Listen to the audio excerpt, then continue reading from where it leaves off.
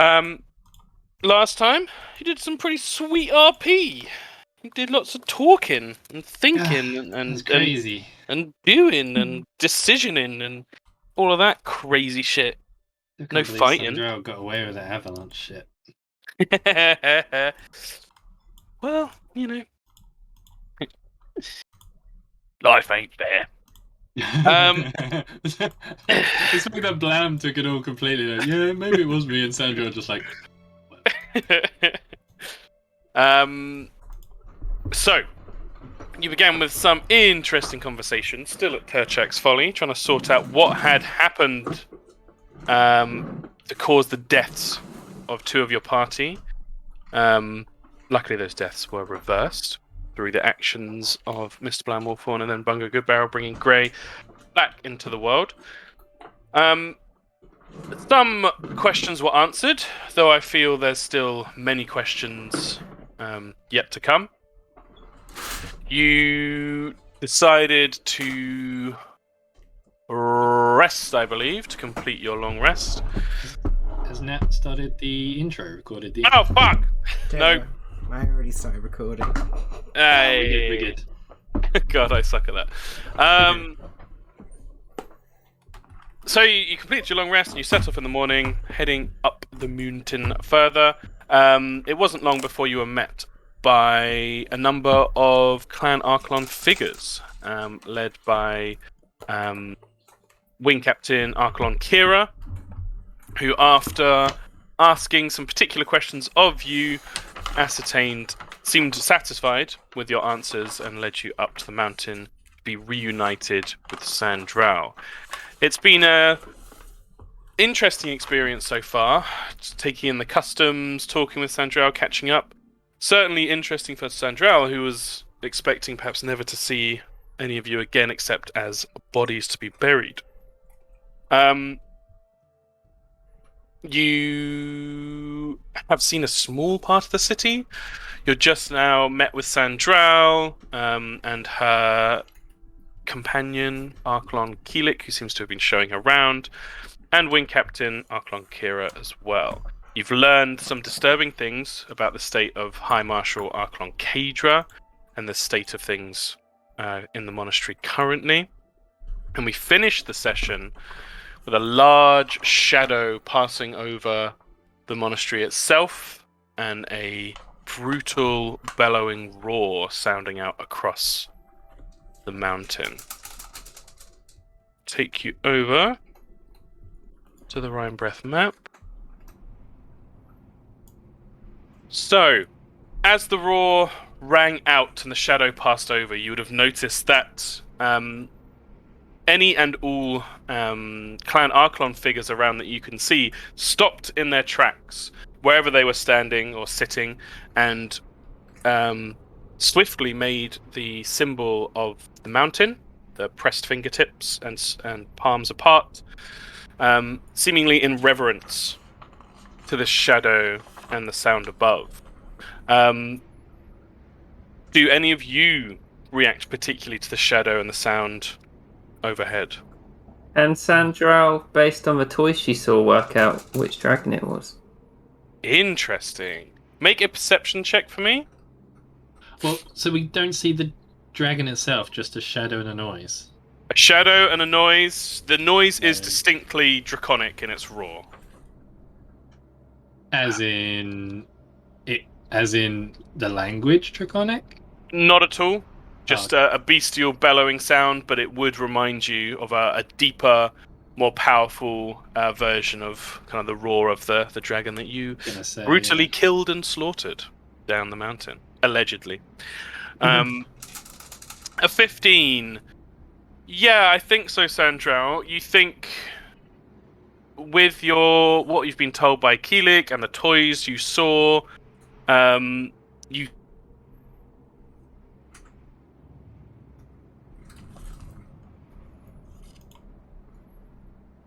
Great, did my internet crash already?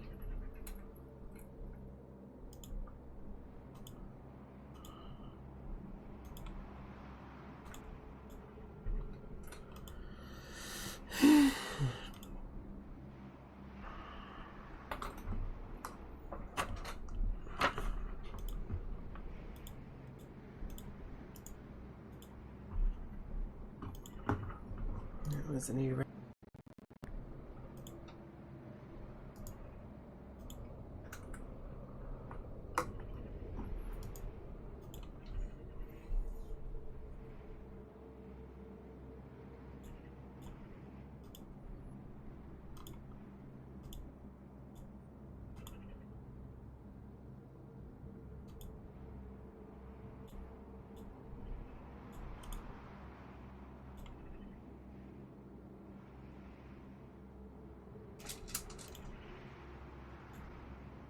The sign of the mountain, you would notice that she has one eye open and looking up into the sky, whereas everyone else seems to have their eyes closed.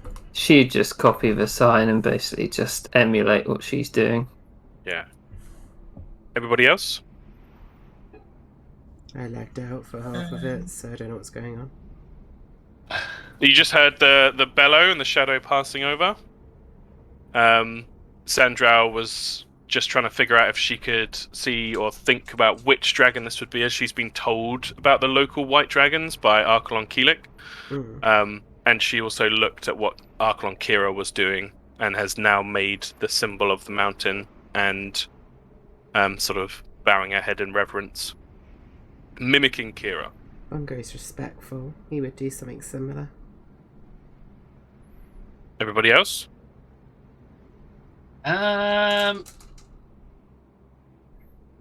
No, I think Gray would be more nervous than in reverence, so he'd I don't know, take the dodge action and just look around. Yeah, can I do a perception and see if I can get any more? Yeah, absolutely. Go ahead. He's properly looking. What that? Can't see shit. There is a dark shape above. Oh no. And it's pretty scary. Oh no. Okay, so Atala, eyes open but making the symbol of the mountain. Okay, interesting. You'd notice as the shadow passes and sunlight begins to filter back over the lot of you, and the roar diminishes, and you can hear distantly the flap of gigantic wings as it's passing away. People maintain their posture, stood still and holding the symbol of the mountain in front of them. Oh, actually, unless he's munching snacks. Blam! What would Blam be doing? What? Oh, he would have. He'd do the symbol too. Okay, good to know. The people seem to hold the symbol in front of them, hold the reverence, and as the shadows passed and the roar diminishes and things seem to settle back to normal, people are still stood still, and you're kind of unsure what's going on. You hear a voice, a bellowing voice, calling out from the direction of the bell tower to the south. And with its height, you can actually all look over and see in the distance a figure stood on the balcony at the front of the bell tower, holding their arms wide, white robes, and a noble posture, kind of looking up into the sky. And you hear a powerful voice call out, "Faithful of Rhymebreath, do not be troubled. I am informed by our Lord Bahamut that he has sent Palewing, the twisting blizzard, to us this day to remind us of our duties. Our duties to each other. Our duties to the monastery. But most important of all, our duties to ourselves. Turn your thoughts inwards this day. Ask yourself, are you all right with a platinum dragon? What would great Lendis see as he gazed into your very soul? He asks of us only that we be our best selves and observe his tenets." And you hear from all around you the different figures that have stopped and are holding the symbol of the mountain, voices joining with this speaker on the balcony to recite these tenets. Justice and good above all. You hear all these voices around you repeating in time. Honor and fealty to the Lord. Honor and respect to righteous innocence. Honor and duty to the Balancer, to her mercy, and to the Justice Maker. Honor and protection to the lesser races. Honor and correction to the enemies of justice and good. Honor and forbearance for oneself. Everyone repeats this around you. And there's a pause, and you would see, not sneaking or concealed, robed figures who are not standing still, are holding the symbol of the mountain, but are walking amongst the other people that are stood still, watching them closely. Do The we voice. recognize these robes at all? You would easily recognize the symbols. Some are bearing the symbols of Bahamut, others are bearing these symbols, which I believe you have seen now, of the shooting star and the sword striking the sun. They're not wearing masks, are they? They are not wearing masks, and Okay. they are all clearly white dragonborn, different ages, gender, and so on. The voice picks up again after this pause. The Platinum Dragon wishes his people be purer of heart and clean of conscience. If you have confessions to make or questions to ask, bring yourself to the realm of respect. And you notice his arms lower down, gesturing at this great rectangular pit in the ground next to where some of your party, the dwarves are. Bring yourself before the justice of Bahamut. And you notice that people start moving. No longer stood still. They break the symbol of the mountain, nod to themselves. A few begin to walk towards the stairs that you can see. And you'd notice that other stairways lead down into the pit. You've seen this before.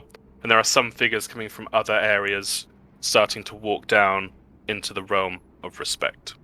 Bungo. The figure on the balcony turns around and walks back into the bell tower.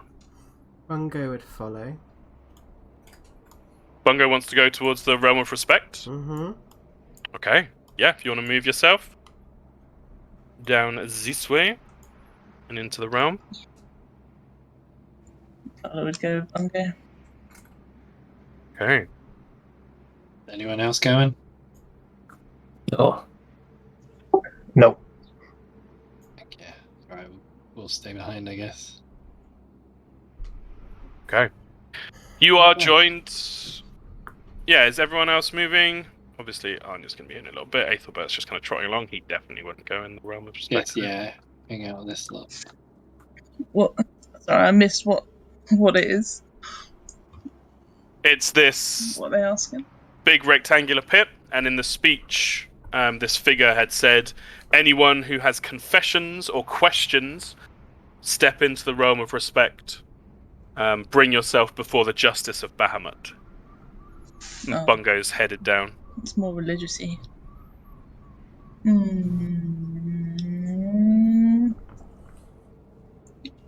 I want questions, but also religious-y. I'm gonna stay over here, but definitely. Okay, on the so board. Bungo walks down alone. Everyone else is just on the edge of the pit.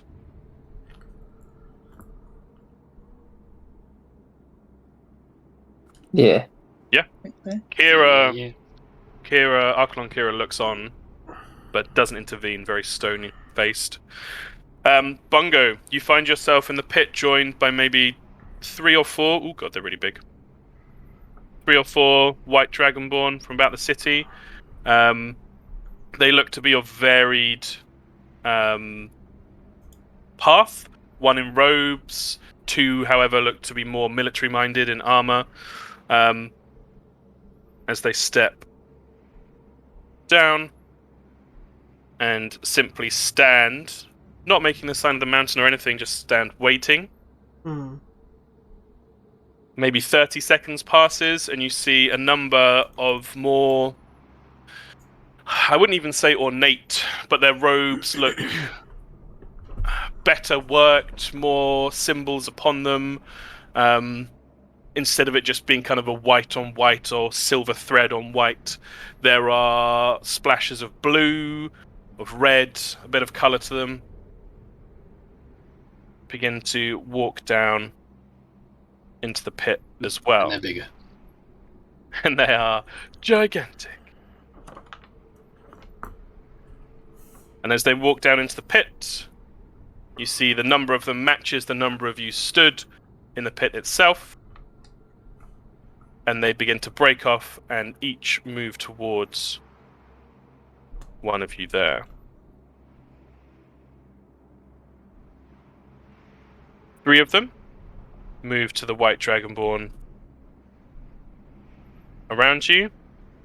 1 moves towards you but stops short of you and is just simply looking at you and observing. Seems to wait. Do you do anything or simply wait as well? I'm going to wait in response. Okay. You notice that the other figures in the pit are led off back up the stairs that these more ornately dressed religious figures stepped down from and are led over a bridge. You can't see beyond that. And it is just you and this figure left in the pit now. No, as soon as the last one leaves, the figure takes another small step forward and says, "Declare yourself." I am Bungo Goodbarrow of Ampvale. You have confessions or questions? Perhaps both. The eyes, you'd notice, are very narrow and discerning, analytical, if you like. You are not of this place. I am not. Yet you believe you can be part of our traditions and our ways. I respect your traditions and ways, and I wish to learn more. A good friend of mine was born within your walls, and it seems that I did not truly know him in the way as much as I perhaps should have or would have liked.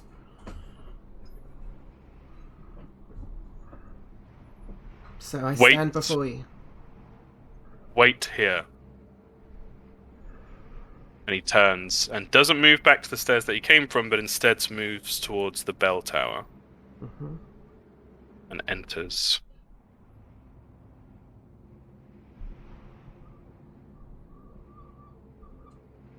Lost Hannah? Oh shit. Oh shit. Sandra will just be looking at Bungo and looking at Arkle and Kira like, what the fuck is going on? Yeah, do an insight check. Because, well, on Kira, Yeah. to see how she's reacting to Bungo.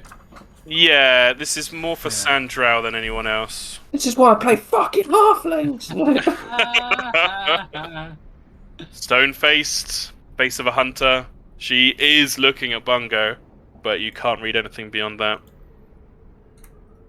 Is anyone acting, or are you just standing and waiting? Varda and the group of dwarves look quite nervous. I'm quite curious. Yeah. Is Kira the... Because it was...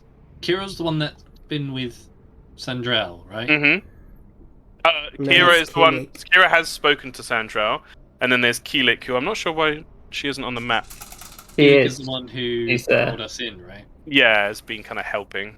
Oh yeah, Keelik's hiding down the middle. Oh, okay, brilliant. Yeah, she... Um, oh, that's right, she took them over.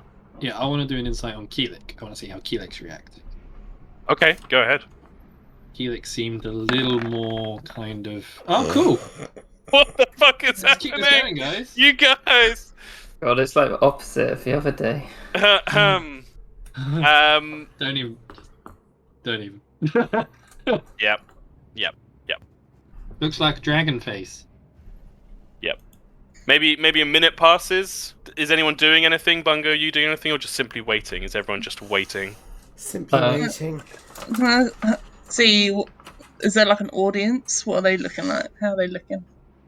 There isn't an audience at the moment, really. People have largely gone back to moving about their day. Where you do see people moving around, from your vantage point where you are, you do see them glance down into the pit and look at Bungo and kind of like turn back to each other and kind of chatter, but no one stops and waits around the edge of the pit. It's just you guys that are currently the audience, if you like. Okay. Didn't all this time we haven't seen or heard anything else of Palewing? Nope. The shadow disappeared, the roar diminished. Just the wind around you. The next thing, if everyone's just waiting, that would happen is Kira herself would actually just kind of spin on her heel and march off in this direction. She'd give you, Sandral, a brief nod as she left, but it would be a very small gesture, and she just disappears through these walls and heads off. Sandra would be to kill it. Would be like, what's going on? Helik would look at you and be like, I really don't know. No one's ever done this before, like gesturing towards Bungo. Usually people are only lit in if they claim the right of the challenger or are wanting to learn more about Bahamut and his companions. This is new. What would you, do you think they're gonna, splat him on the floor? It's not impossible. Wasn't Harker great though? Archelon Harker. Oh, she kind of actually wraps her own helmet as she says that. Oh, maybe we should keep watching. Yeah. Another minute or so passes. The dwarf's shifting nervously. Varda kind of picking at his nails. I really hope Bungo hasn't accidentally commenced the Challenger protocols or something. Challenger protocols. Good barrel, your challenge is accepted. What? Guess my new character's the Dragonborn, guys. In fact, I'm just going to make this a roll. Natalie, could you roll any dice for me, please? It's a 50-50 roll. 1. Okay. That's 4 ones in a row, technically now. Technically, yeah. The doors open at the front of the bell tower once more, and a figure that you would somewhat recognize strides out. This is the figure that was on the balcony. A tall, not particularly broad, but holds himself with incredible posture and poise. White Dragonborn in robes with a high collar and a simplicity to them. There again, there isn't an ornateness here. He would be wearing I think Bungo would recognize this from his time spent as an adventurer. He's wearing over his robes a clear a necklace with a symbol of Bahamut on it that is clearly made of pure platinum. Ooh. This would be worth a lot of money. He strides down. There's no guards or attendants with him, and he walks straight towards you, Bungo. At this, Atala, you would see more people starting to look and talk and gather around the edge of the pit. They look nervous. What do they look like? What are they doing? Excited, unsure, surprised. Not a huge amount of nervousness. And in fact, you would note that as this figure walks down calmly towards Bungo, there's a reverence and an awe that people's attention is drawn away from the stranger, or Bungo himself, and instead their eyes are fixed on this figure. Is there like a sense of anticipation as such? There's absolutely a sense of anticipation. Is this guy carrying a weapon? This guy. He's not carrying a weapon at all. His hands are gathered in the sleeves of his robes, held clasped before him, and he just walks forward with a dignity and a grace across these stones in the pit. He stops maybe 5 feet from you, Bungo, similar to the figure in robes you saw before, and addresses you directly. Mr. Goodbarrel. Harker, It is, Harker, I presume. It is. You bring yourself before the justice of Bahamut. What do you hope to achieve here this day? My friend, and he's saying this as loud enough to sort of make sure other people can hear, not just this guy. Okay. He'd say, my friend Archelon Jorek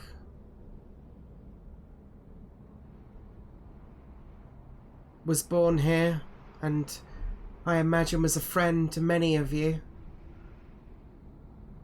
He has gone missing. Except it is not as simple as that. I, like yourself, am a man of faith. Whilst we do not share the same faith,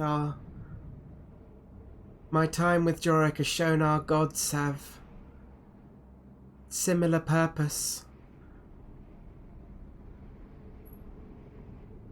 I cannot see where Jorek lies. Something is blocking divinity from viewing where he lies, and this brings me great worry. I am aware that Archelon Kadra has been placed within the Eye of Lendis. I speak openly and honestly, respectfully, to all members of Clan Archelon. I wish to see her freed, so she may help us find her brother and find my friend.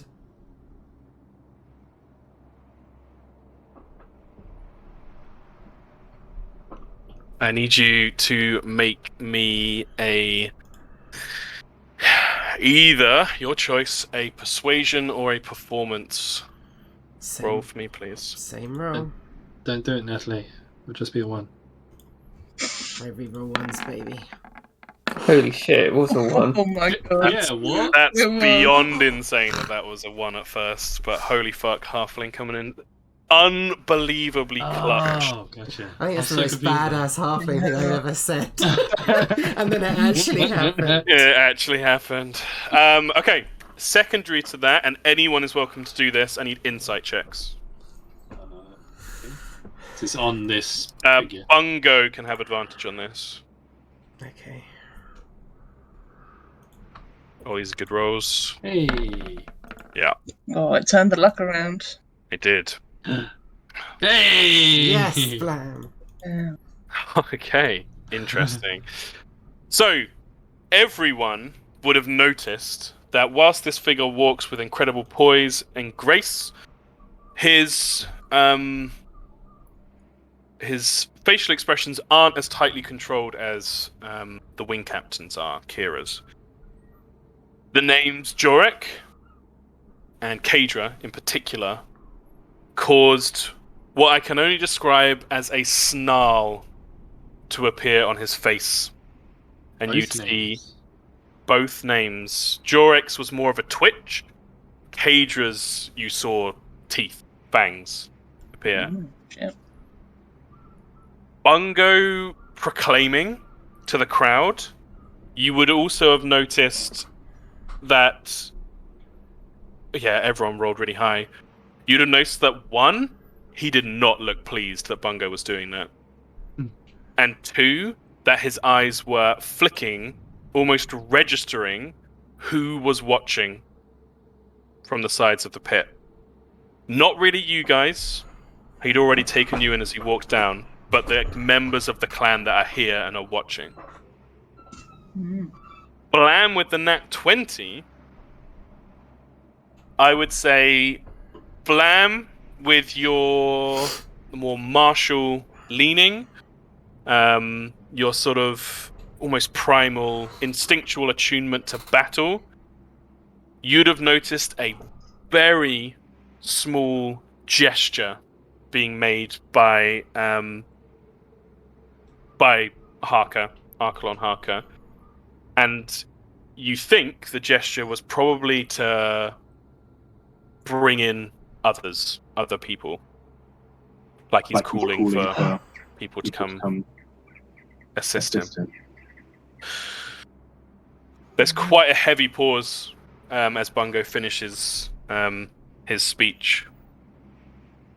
Parker seems to grind his teeth and choose his words very carefully.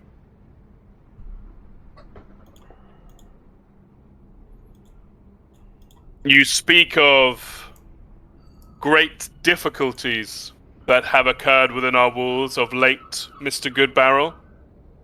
I shall not ask. And yeah, everyone rolled high enough for this to carry over. You notice him look towards Keelik, standing next to Sandral. I shall not ask from whom you received this private knowledge of our people. But I see many of you have traveled a long way, and it would be rude of me not to entertain questions asked in the name of friendship. Please, would you accompany me to a more private location? I will. He nods. Is this addressed to just Bungo? It's addressed to Bungo, but it's with Harker's voice. It's booming out across the whole area. You would all notice now, though Blam would be first because he's expecting this, that two robed figures would have appeared in the doorway of the bell tower. They are robed just as any of these worship sworn, the half of the clan, or roughly half of the clan, that devotes themselves so heavily to the religious side of things. However, they don't look like your average worship sworn. They are broad and tall, they look muscular, and from their simple belts clasped around the robes, you think you can see weapons. Parker turns and begins to walk back towards the bell tower. I'd follow. Okay. Is anybody else doing anything? Palmer is just watching intently where they go. Just got dimension door and stuff like that. Yep. Bungo didn't look back to us or anything. No. No. That's up to Bungo. I No. wanna, yeah, when they open the door, I want to be able to see the inside, so I know. Okay. Actually, no. He wouldn't look back to everyone else, but he would have looked back to Atala. Yeah. And he just would have smiled at her with his classic Bungo smile. Yeah, Gray would probably just give off a quick get his attention. If Gray did that, Bungo would look in his direction. He just kind of gives him like a stern, silent nod.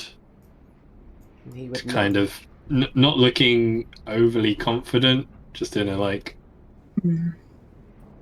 you know, if you're sure, we're here if you need us. Be careful.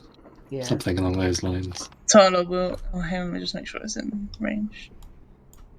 Send message to Bongo just to say that if you're in trouble, you know, I'll be frequently messaging you. Is this something Atala does mentally, or is she casting a spell? Let me just have a look. Let me see if I can do it without. She gets her phone out. Got Get my phone out. Let's have a look. Bungo on speed dial.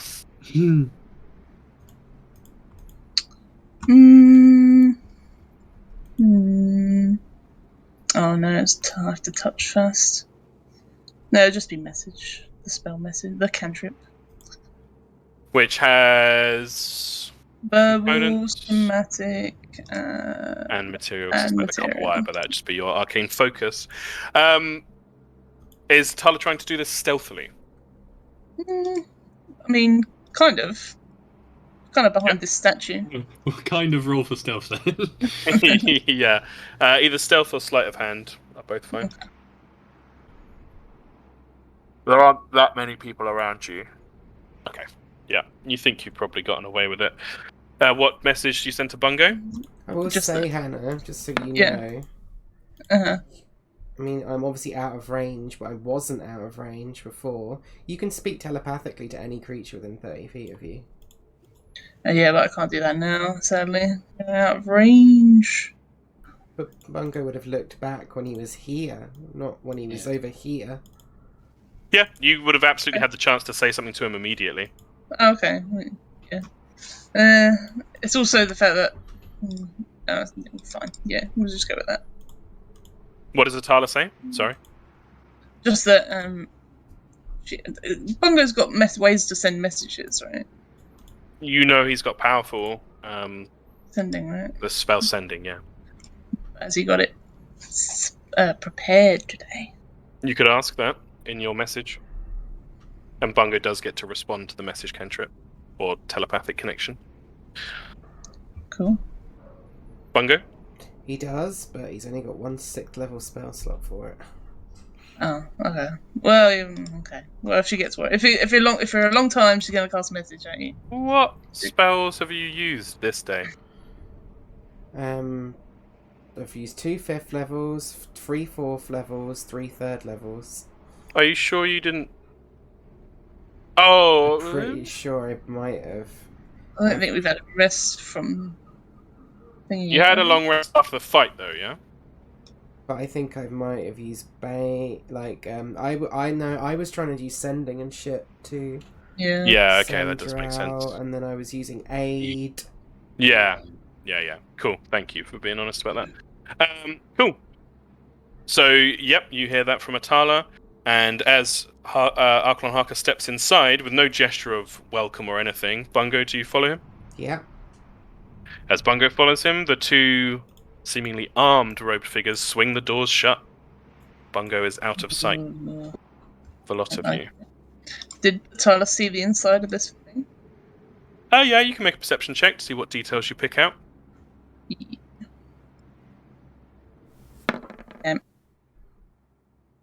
There's 8. a room.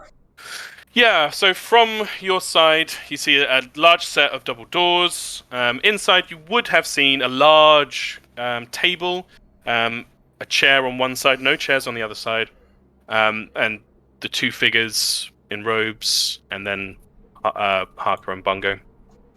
A large table and a stone floor. It's just pretty in much case I what you want picked to pass the dimension door. Oh, yes. Okay. Even with an 8, you see that it is a mostly empty room. You don't think that would be a problem at all. Okay, with everyone waiting, does anyone want to do anything, move anywhere? You just gathered here and waiting where you are? Sandral would suggest that... Oh, sorry. Just because this might change what you're about to say. Keelik looks fucking terrified. Yeah, no, it doesn't kind of change it. Because she would suggest to Arklon Keelik that they take the dwarves and anyone who wants to come round to the market. Because the market is not... It's got this massive pit in the middle. I'm not sure they're allowed. I really can't do anything I'm not allowed to do. Anyone who wants to go in needs one of those. And she points to the pendant around your neck. They need to go to the Pilgrim's Rest and get tested. And you see she starts crying. Oh. Sandra would be like... Sandra knows what's wrong. She'd be like, is this because he gestured at you during his speech? She kind of nods. She's wiping away this little burst of tears. Don't worry, we'll get it sorted out. You know it's not your fault that you had to tell me stuff. It's like breathing quite heavily. Okay. Roughly how old is she? She looks really young. Yeah. We're talking like mid to late teenage. Okay. Younger than Sandra.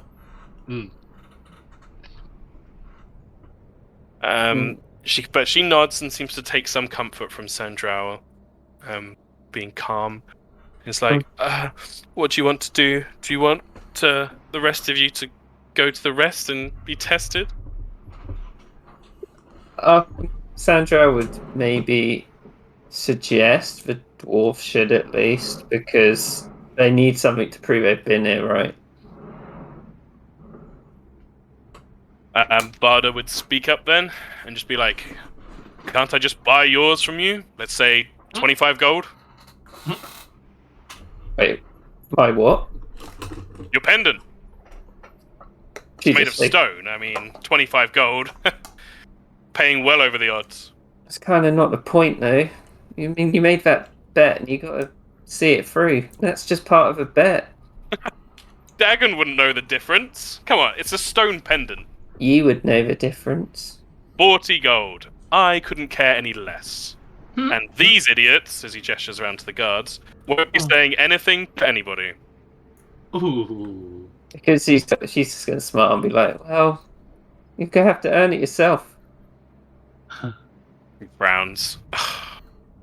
Fine. It's not that bad learning about another culture, is it?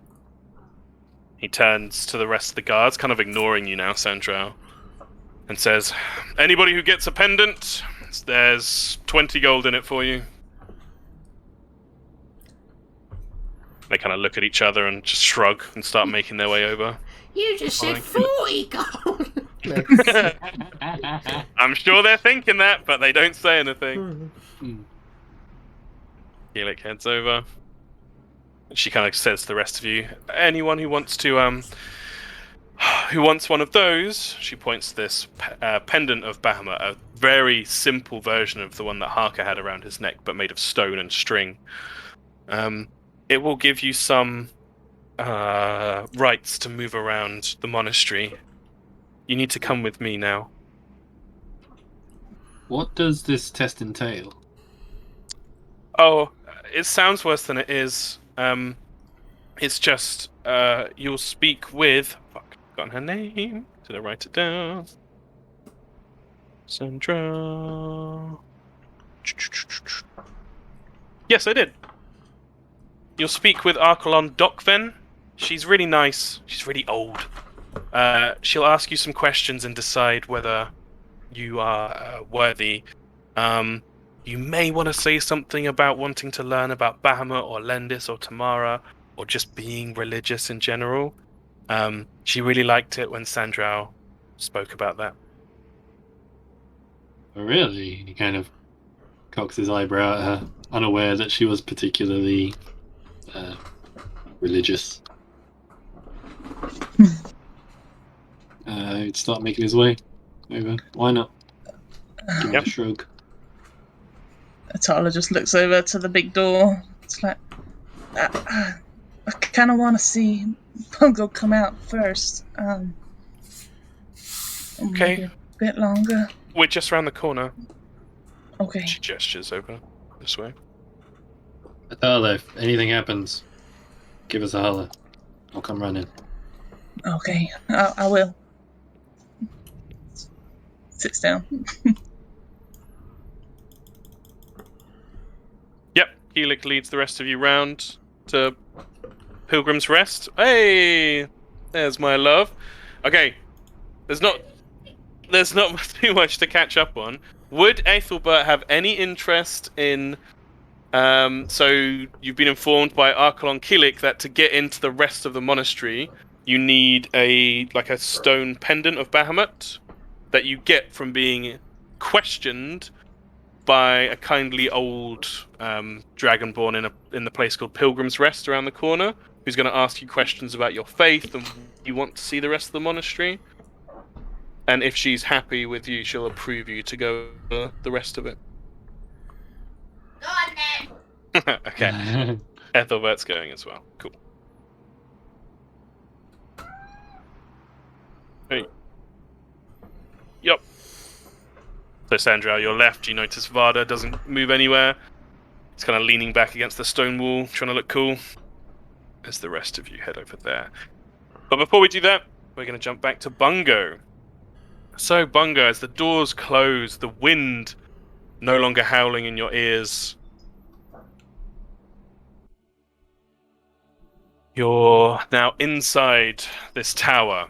You look up and see it is largely open for many stories above. There's a winding grey stone stair that goes around and around and around up, though you see far above there does seem to be a wooden floor built in, and just from your appreciation of the height of the tower, you think it's probably near the top of the tower, the wooden floor itself.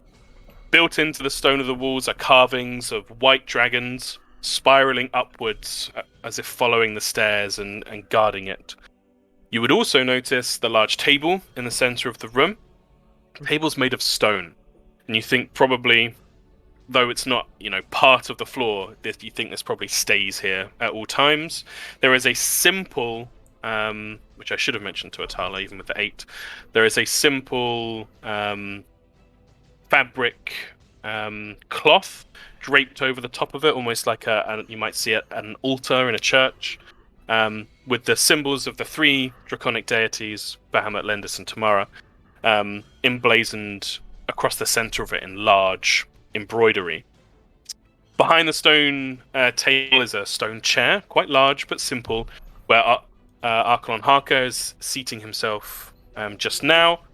And you would notice, with Bungo's passive perception, that behind the table and behind where Harker sits, almost directly behind, right flush against the wall, there seems to be the beginnings of a stone staircase descending downwards. Okay.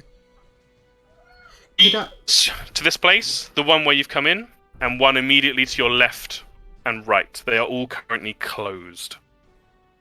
What was that you lagged out at the beginning for me? That's alright. There are 3 doorways. The one you've come in through, one to your left, and one to your right.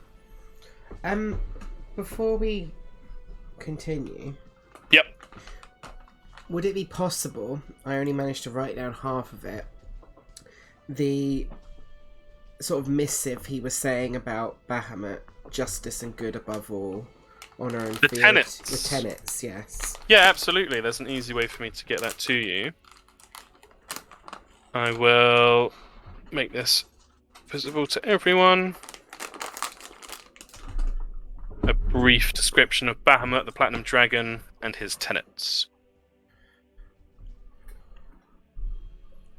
So you can see them there. Oh, but I do need to change. They don't say the king, they say the lord. Okay. Changed it now. You can find that under Mount Archelon Gods. Awesome, thank you. No worries. So, Harker sits. The same rigid posture and poise. He sits straight in the chair, not leaning on the arms or leaning back at all. You notice that besides the 2 robed figures that you saw flanking the doorway, there are 4 others in here. 2 to each doorway, essentially, just currently standing there, facing you, not saying anything, doing anything, but they all have this similar thing of they look a lot more muscular than your average acolyte. Mm. Harker himself sits down, faces you, and says, "Well, that was a fun little speech, wasn't it?" My aim was not to be fun. It was to get your attention on a time-sensitive matter. I meant no disrespect. Think perhaps you meant no disrespect. But there has been some. However, I appreciate directness. What is it exactly that you want here? I wish for Archelon Caedra to be freed from her exile, if only temporarily, so she may assist me and my companions in heading to Eastfang, where, upon learning recently, I believe Jorek may be in danger there. You speak of Archelon Jorek with such familiarity. I do. I would consider him a brother.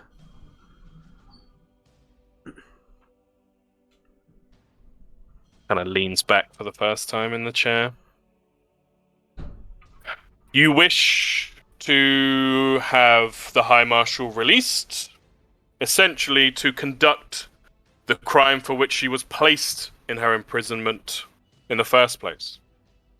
To deprive the monastery of its own High Marshal, of its own protection, is against the will of Bahamut. Why? Is she able to protect the monastery from within the Eye of Lendis? His eyes kind of flash as you say Eye of Lendis. You can see he's very angry.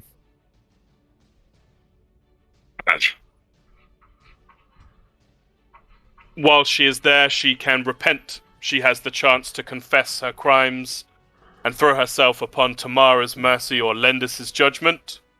There is a chance we will see our High Marshal in her proper place again. If she goes wandering with you off to Eastfang on some stupid errand, we may never see her again. I do not believe the errand is stupid. Of your own tenets, of Bahamut's tenets, justice and good above all. Honor and correction to the enemies of justice and good. As you're speaking, both his fists slam down on the stone table and he stands up. How dare you speak to me of the Lord's own words? And you see all the guards around the room tense and reach for their weapons. Please, sir. I do not. I have never come here. I have travelled a long way. I have no intention of violence or disrespect. Your worship, as my worship to me, means a lot. And my friend means a lot to me. Whatever evil force in this world has cut him off from the gaze of the divine, that evil is powerful. I believe that it is no stupid errand. I believe that whatever lies in Eastfang, whatever is hurting Jorek, is a threat to us all. Make a persuasion check for me. Yep. Please. Straight roll. You got this. 13.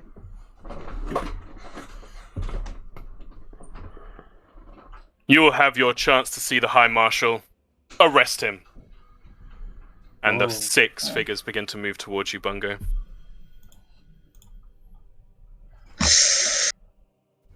You have a moment to respond, as they are walking, not running. How long's he been in there for? As long as we've been speaking, a few minutes. Few minutes. Message? I need a moment to think. Of course. Yep. You have a moment. I'm just going to check the message cantrip because I know whenever I walk. See. You don't. You just need to know where they are. But if there's like no gaps in the door at all, then I can't really get it in there. 1 foot of stone, 1 inch of common metal. 3. No, it's 3 feet of wood is not blocking the spell. They're wooden doors. It's maybe half a foot of wood.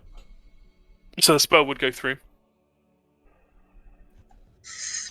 Yeah, if it's been a few minutes. Mm-hmm. Yeah. Yeah, it makes sense to me. Yep, she's gonna cast it. Sure. What does she say? Bungo, are you alright? How's it going? He's not going to respond. Okay. That's not good. No. I'm going to reaction cast Sanctuary on myself. Okay. And look to the East. to Archelon Harker. Mm-hmm. And what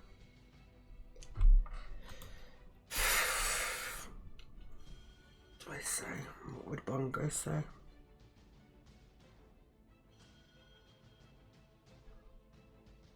If he doesn't reply, Tyler will also do one to Grey. Mm-hmm. I think if he's not replying, he's in trouble. I think. I mean, if he's having a conversation, are you sure that he simply can't talk to two people at once? It's possible. Maybe I can try try again in again. a few moments. Yeah. She's worried, but she will try again in a minute. We'll say the dwarves and Yoris are going first into the Pilgrim's Rest. Which is going to go great. Bungo, as these figures close in, you cast Sanctuary on yourself. Is there anything else? Yeah.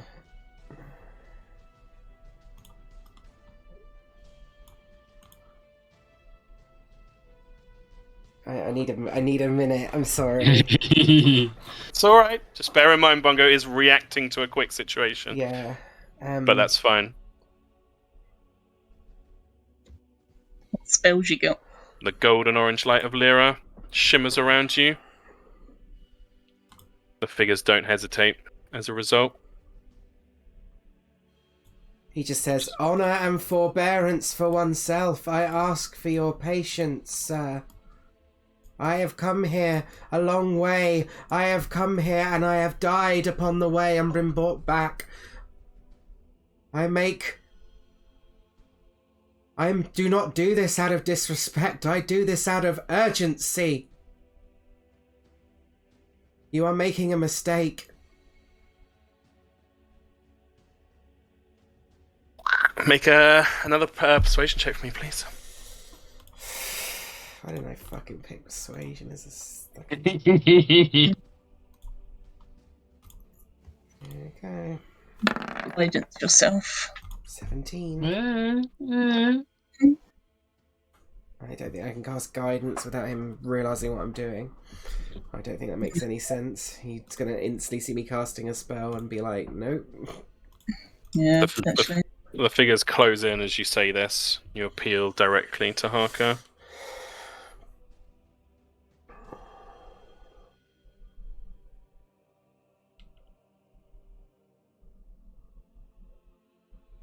He holds up a hand and the figures stop, but he doesn't wait. Mm-hmm.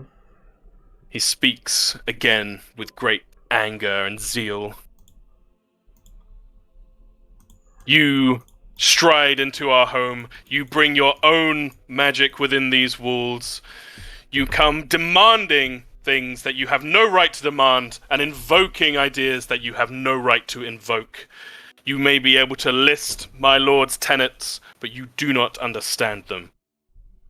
He still keeps his hand up, though, and you see there's a space for you to speak. You are right. I do not truly understand them. Bahamut's words are not of my own. I am faithful to Lyra. But Lyra and Bahamut, in my travels have been good friends. I have seen the divine magics of both work together in tandem with joyous cooperation. I did not stroll in here, sir. I climbed and I climbed with a singular purpose in my mind: to help my friend, to help one who is faithful of Bahamut, one of your own. Perhaps he has done wrong. Perhaps he has disrespected your faith. And perhaps Archelon Cadra has as well. Perhaps they should have known better. I do not know better, sir, and that's why I stand before you. But the only reason I stand before you It's because I have to. There is simply no other choice. I know my friend is in danger. That I know with certainty. I know Archelon Kadra is powerful. I know what she is capable of. I know that she wants to help her brother. I cannot sit by. He kind of waves his hand in front of his face for you to stop, though you see his anger has somewhat subsided. Breathes out heavily, sits back in his chair and gestures dismissively to the robed figures to return to their posts.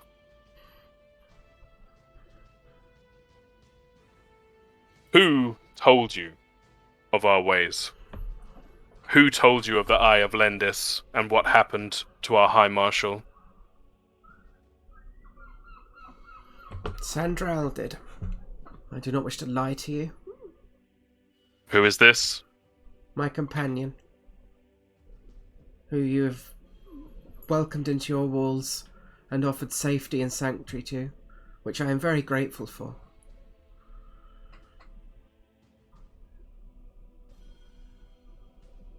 You need to fetch her, now. Very well. And he gestures for the doors to be opened behind you. Yeah, he'd go and fetch Sandra, dragging her into the ship. Atala, you see Bungo emerge. Good. Bit of relief, bit of worry. Walk across the realm of respect. Yeah. Bungo, do you go straight to Sandral? Do you speak to Atala on the way? If he's on his own, Mm-hmm. I don't know if they're granting him that level of freedom. If they are... You're being allowed to walk back across the realm of respect. Oh. If he are, he would 100% say to Atala, that this is a dangerous situation. Please tell Blam and Grey that we must be ready for anything. She nods. I need to bring Sandral with me. Where did they go again? She would point to wherever they went. She's like, they went to that building over there. Something about a rock. It's a pendant or something. I was more paying attention to you, Bungo. It's fine, dear. Could you message her? Ask her to meet here as soon as possible. Sandral's right there. Yeah, Sandral didn't go with the rest of them. I didn't. Yeah, she already has the pendant. In that case, then Bungo would, just go straight to Sandral then and just say, Sandral, the Vox Platinate, the Archelon Harker has requested you come with me to speak to him. Why? He is curious how I learnt of the information regarding Archelon Kadra. Oh, right. I'm sorry to drag you into this, but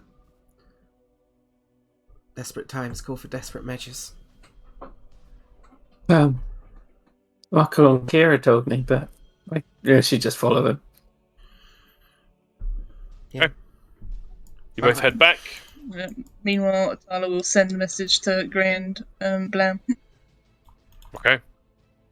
Yeah, Grey, whilst this has been going on, and Ethelbert, you've noticed that one by one the dwarves and Yoris have gone in and within a minute have been coming back out with their tails between their legs with no stone pendant around their necks, kind of muttering around to each other like, oh, I wanted 20 gold. Yoris looks the most disheartened by the rejection, but the time has come. The minutes passing quite quickly. Do either of you head inside? Or with Atala's messages, are you staying sort of ready to go, Grey? Well, I was going to say, she just messaged me, not Ethelbert, right? Yeah. And Blam. Ethelbert, did he? Or did he mean to? No, he didn't say. Ethelbert, would you head inside? Okay, That's going to be a fun thing to do when your poor laptop kicks into gear. Cool. Then Yeah, Gray would have indicated he'd be like, go ahead of me. Yep. Basically. And the dwarves would be filtering back towards Varda, who'd be berating them as they return. Where's my damn bandit? Yeah, what is this bullshit? Tyler would also ask Bungo like what the situation was. So is he like arrested and stuff? Mm-hmm. Bungo would have told him. You would have just said tumultuous. Okay. Yep. Bungo and Sandral, you walk across the realm of respect. The watchers on have disappeared now. Everyone's gone back to their business, and as we're moving further into the morning and towards noon of the 24th of Nightal, you hear sounds of a people at work, particularly from over to your right in the west. You hear the sounds of stone chisels going to work and saws cutting wood. But Bungo and Sandral, as you enter the tower, the doors are swung shut once more behind you. You see Arklon Harker still sat at the stone table. He would address you directly, Sandral. You must be Sandral. That's right. Step forward. Yeah, you would. Can I do an insight check, see if he's planning to do anything harmful to her? Absolutely, go ahead.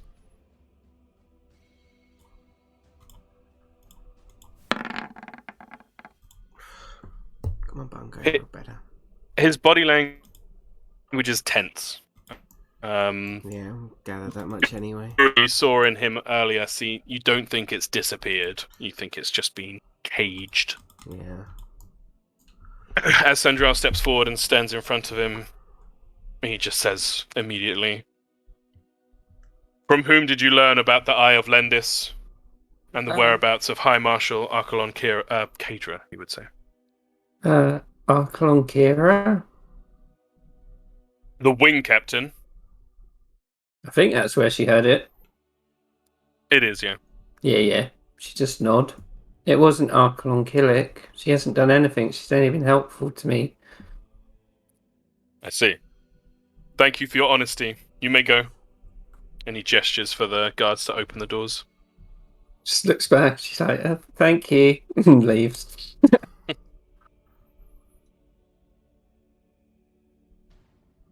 You see Harker gestures for one of the robed figures standing by the other doors to come over and starts whispering something in his ear. Do you do anything, Bungo? The doors are open. He doesn't seem to be paying you attention.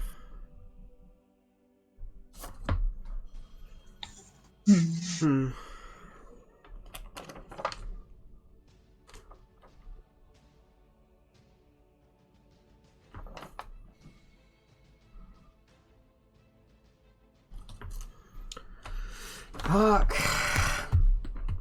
Sorry, this is hard. Not at all.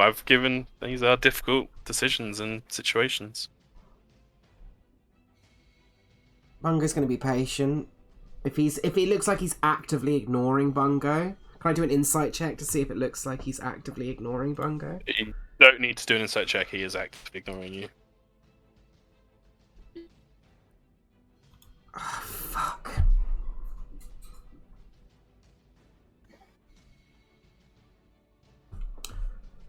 Plan B.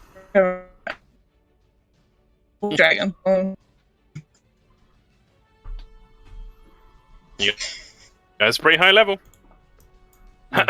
Bungo's gonna kneel, and he just says, once more loudly, he just says,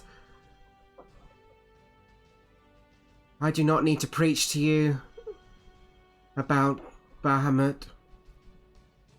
I know. Hello. Hello. Yes. I know he is the god of justice, protection, and duty. Bahamut will guide my hand." And he just kneels there and shuts his eyes and closes them. And he's gonna. Parker finishes. He's gonna. Go ahead. He's gonna pray to Bahamut. Mm. Is he trying to connect with He's trying to Bahamut, the he's Platinum directly Dragon? trying to connect with Bahamut. I'm happy to spend a 6th level spell slot if that'll guide it along at all. That'll change things, yeah. Yeah, he's gonna cast heal on himself, and whilst he's not hurt, he's going to sort of just pump this healing magic into himself before him, but he's directly calling upon Bahamut rather than Lyra. Okay. As Harker sees you beginning to do what you're doing, he breaks off from talking to the robed figure next to him and gestures to others to come to you. But as that's happening, this is all happening at once, could you please make a...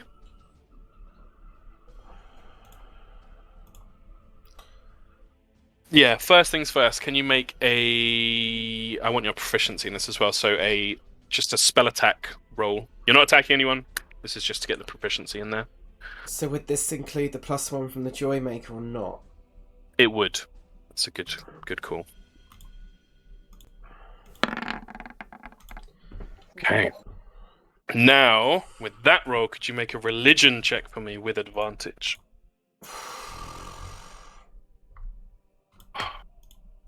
On rolls. Okay. The guards reach for you, but a gentle golden light begins to emanate out from you before it switches in its motion to a harsh platinum silver and buffets the guard's back, pressed back against the walls. Harker's jaw drops as he looks at what's happening. You feel your presence, Bungo, your awareness shift as it has so many times when you've connected with Lyra. Only instead of the warmth and laughing, bubbling joy, there is a stoic, austere seriousness, a sense of righteousness that kind of fills your heart and chest as you find yourself... You find yourself in a palace. A palace of grey stone, marbled white veins running through the grey, and you see before you a throne.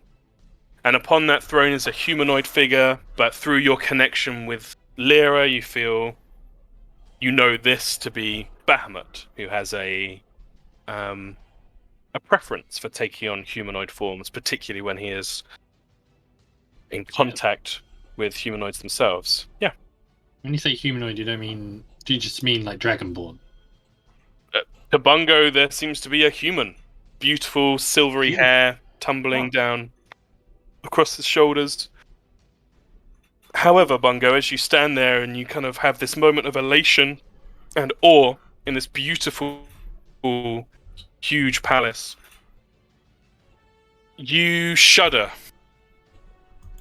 as you see the figure on the throne is asleep. Fuck. Yeah. And you can't help but think back to Lyra in the field, slumbering, as you see Bahamut is not himself right now. Shit. You say what you say, you call out, but you know with your connection that you've formed here in this moment that he will not answer. There's only one other thing to do. Well, how are they reacting? As you come back to yourself, no time has passed. It's been a split second. The guards are still pressed against the walls. Archelon Harker's jaw has dropped. Is the door still open? The door is open. Standrell's only just left and it hasn't yet been closed. There is a moment for you to react, Bungo. You can see Harker is going to be coming to his senses in but a moment, but you have the initiative if you like. Bungo is if you wish to act. Just going to open his eyes and just say, In Bahamut's name, I question your honor, sir, and I challenge you to single combat. And he's going to cast Thaumaturgy to make that as loud as he possibly can. Absolutely. And with your proficiency as a spellcaster, the voice booms out, and the rest of you stood across the way just hear Bungo's voice echoing off the circular walls of Rhinebreath Monastery. Everyone around, their heads turn to hear these noises echoing from different angles as Bungo's proclamation powers forth. With those words, Harker's jaw snaps shut, and a small smile creases the corner of his mouth. And he says, "Finally, you show true respect to our ways. I accept your challenge, though were you to understand our traditions better, you would know that it will not be me in the realm of respect that you'll face, Bungo Goodbarrel. I expect you to attend the realm at dusk. Now leave." Yeah, he'll leave.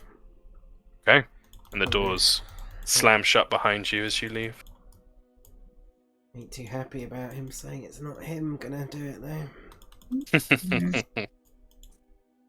You make your way back. As all this has happened, Grey would... Oh no, we need to do Ethelbert. Is it all working, Anya? It's amazing. Ethelbert, as you walk into this building, there is a simple...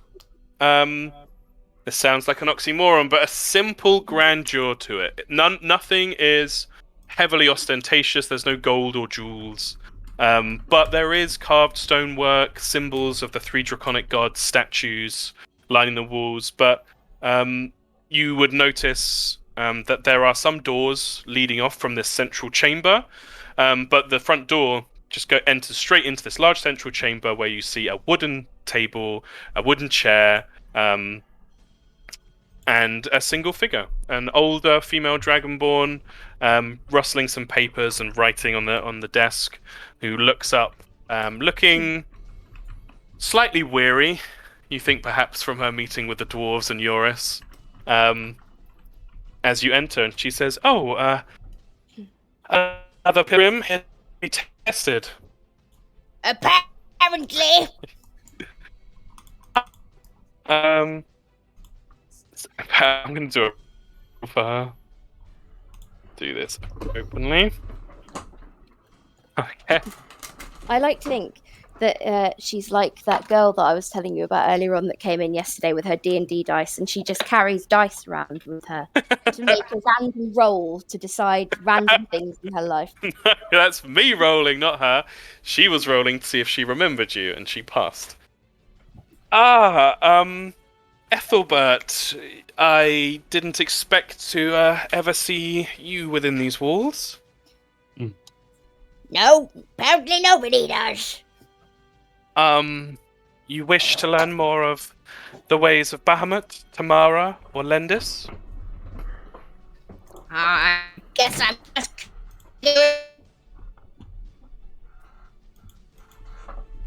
She can't help herself. She kind of chuckles. Yep, that's fair. You're a bit of a local legend around here. I'm sure you must realise. He'd like flick his hair and be like, "I know."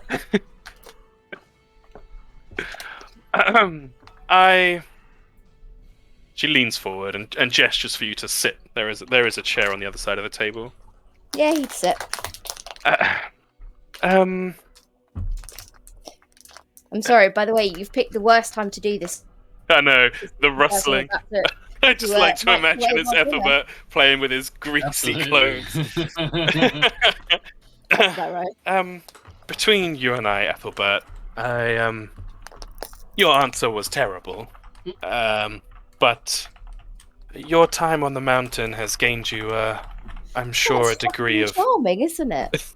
Does he say that, or is that Anya? That's me saying that. Okay, that's fine. Has gained you a degree of connection with your surroundings, I'm sure.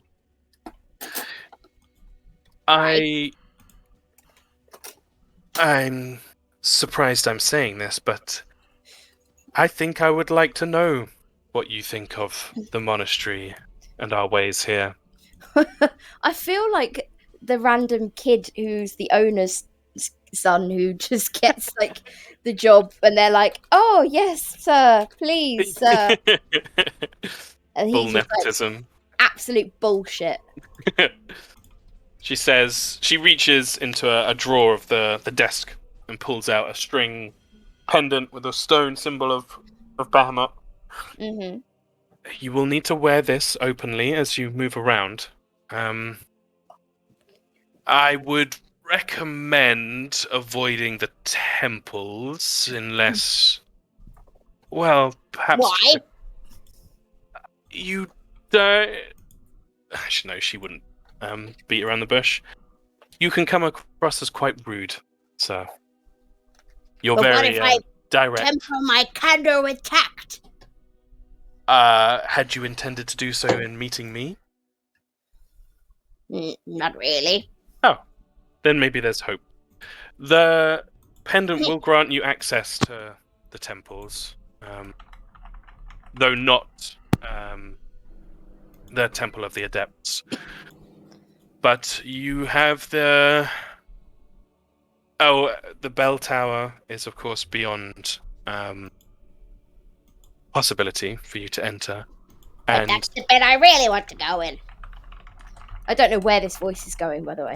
I love it. Well, that's all well and good, but you are not granted access there. And I would ask during teaching hours, which begin at dawn and end at dusk, that you avoid the academy as well. I think you would be perhaps too much of a distraction for our younglings here. He would take that as a compliment and like toss us there. You can visit the monastery itself, but of course you do not have access to the residences of the Worship Swan, nor the Crypt of the Eternal Sentinels, or the Manor of the Vox Platinate. But everywhere else is open to you, Mr. Ethelbert. That sounds like pretty much everywhere. It's... Yes. I'm Like a very... whole town. We are proud of our settlement here, yes. I don't know, I was expecting like 3 men and a dog in one little building. I'm confused. Well, perhaps your confusion can be put to rest as you see the work that we've done here. It has been a slow process, and in my many years I've seen our people grow greatly. But please, I would only ask that before you leave, if you could tell me what you think, I would be very curious to know and keen to share with my people. I'm just keen to establish you're looking after my lawn properly. Your Lonnie? The mountain, Lonnie. Oh, My wife.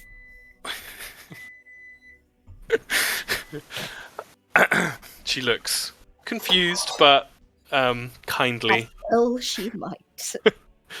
We place a great reverence on Mount Archelon. It is our home as much as the monastery itself is. I hope that we have treated your wife respectfully, and we mean no harm. Well, I shall be conferring with her. She hasn't said anything, but she's a shy type. Of course. If I won't keep you any longer, go forth with the blessing of the three. Oh, and if you do happen to get yourself into a difficult situation, I would recommend calling on Tamara's Mercy. Just say Tamara a lot, or Tamara's Mercy a lot. I That can't might do help. that. She's my cousin and she has no mercy.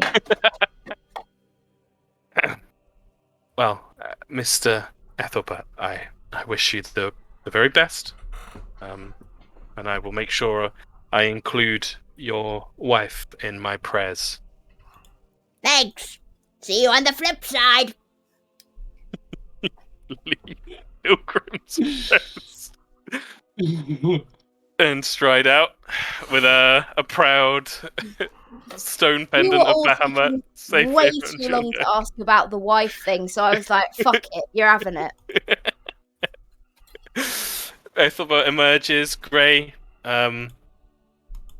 You do have time to do your little interview if you wish to do so before our timey-wimey catches up with Bungo returning. Gotcha. Yeah. If it doesn't go out of sync, then Yep. sure. You watch. Well, the whole time, Grey will be kind of like Yeah, keeping an ear out.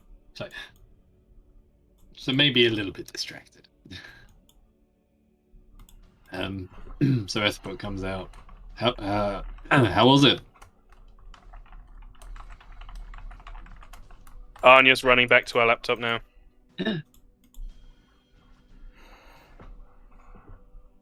I picture Ethelbert being a bit hesitant anyway.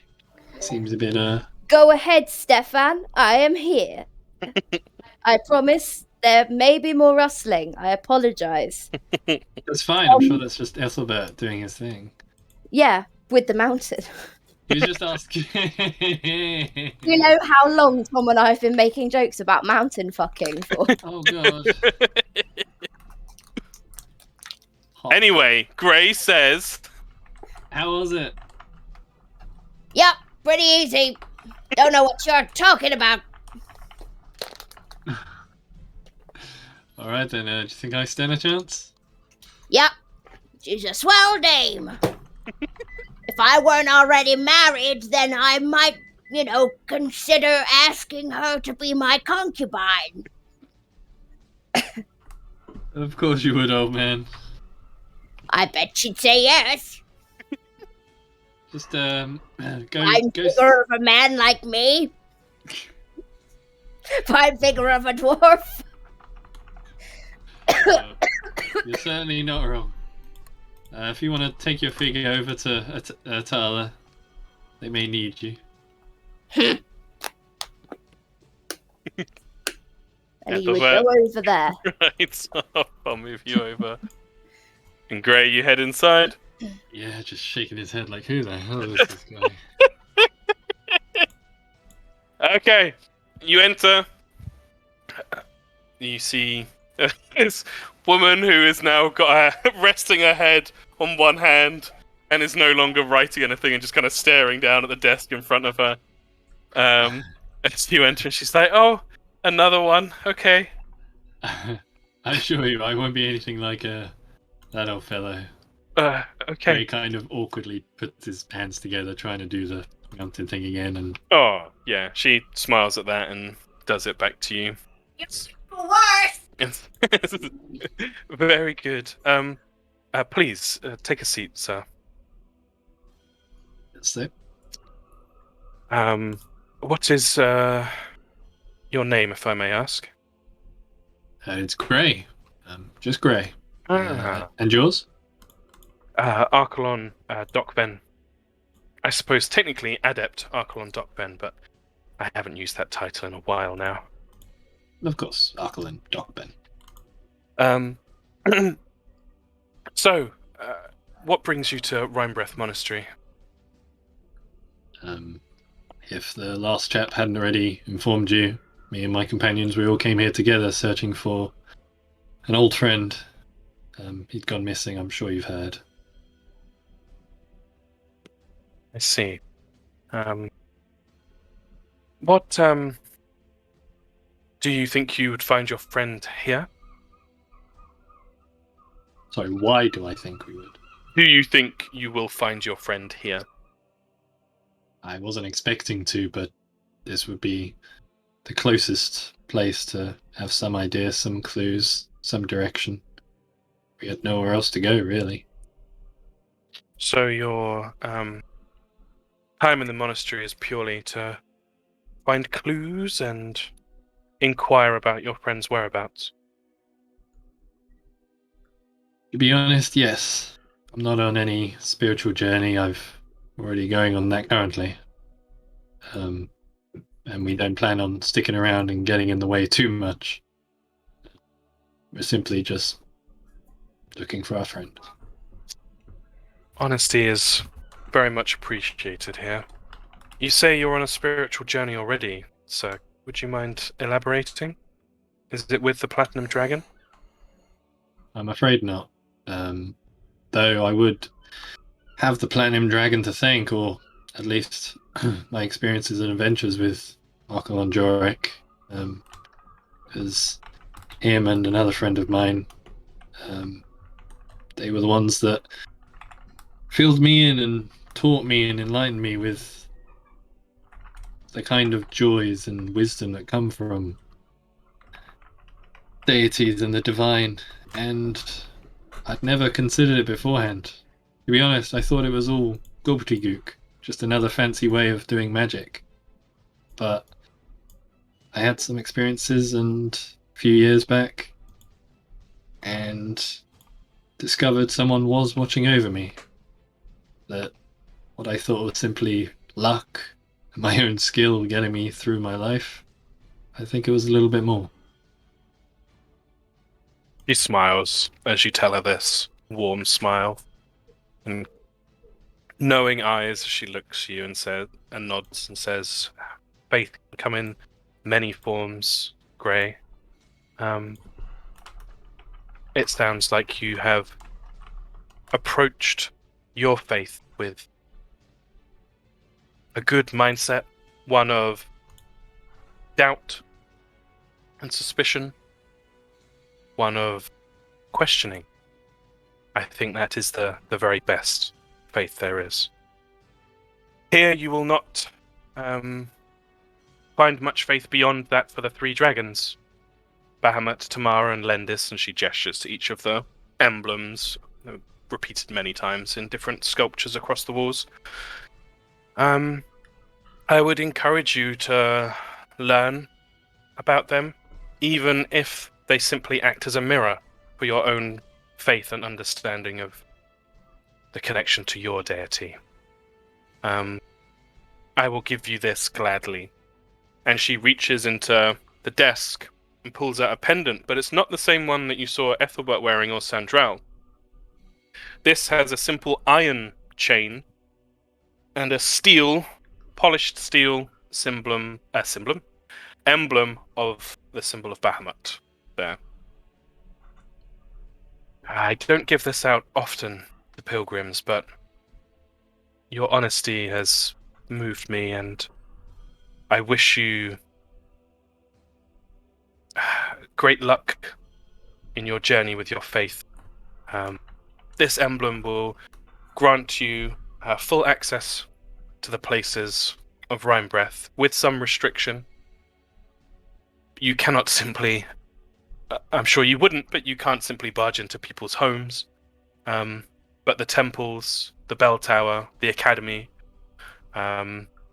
even the manor of the Vox Platinate, as long as it is attended by a member of the Vox Platinate, will be open to you with this emblem. I hope you learn much during your time here. Thank you very kindly. I like to think I'd already learnt a bit from Archelon Jorek, and I do hope to learn more in my journey to go to new places. I'm picking up new things all the time. I think you will. She smiles.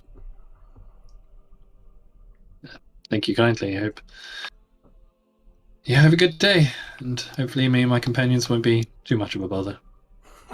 Been an interesting one.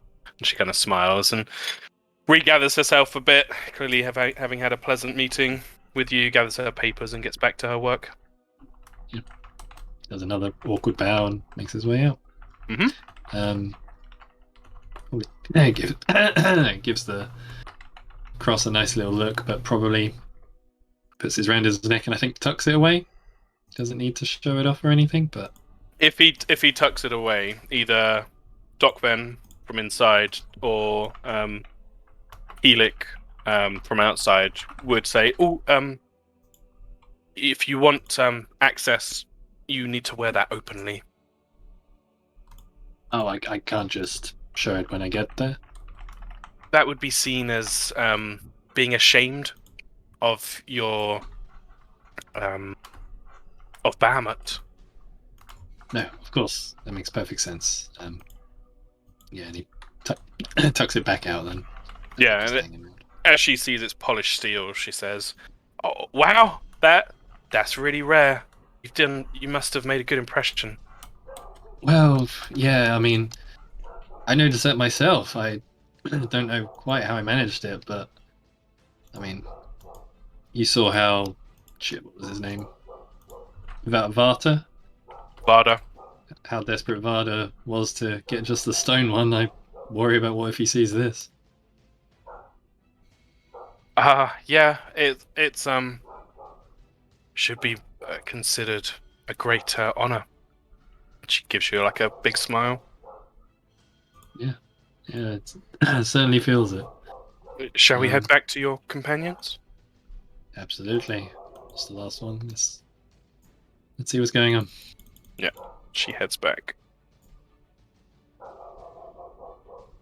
Kind of takes up position with a little bit of distance. And we'll say, for the sake of timey-wimey, you now see, Grey, as you head back, you see Bungo. Sandral has already returned. Bungo has now walked across the realm of respect and up the stairs, and you are rejoined once more. Vada is loudly berating his guards over in the corner. What would you all like to do? Bungo, you make your way back? Bungo would explain the whole situation to everyone. It's been a long day, Bungo. Do you think fighting somebody is the right idea? Did not wish to have it turn to that. But if it is the only way to gain their respect and free Caedra, Archelon Caedra, then so be it. You silly little bugger.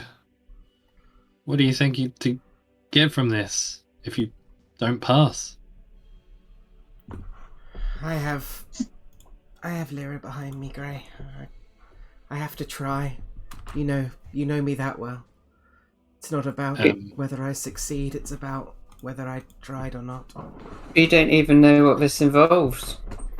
I do not. But Grey would. No, sorry, Grey, go on. I should say it's good. Turn to Keelik and be like, so is this first to yield to the death? It can go different ways. Once one side has clearly bested the other, fuck, I can't think of the word. The consequence is up to the people, the crowd. They will gesture for what they want to happen. And what sort of crowd do you get around here usually? People come from all over the monastery if they can to see fights within the realm of respect. It's kind of a main thing here. Are they a particularly violent bunch? Maybe you should expect the reaction we had when Bungo did his little speech. It's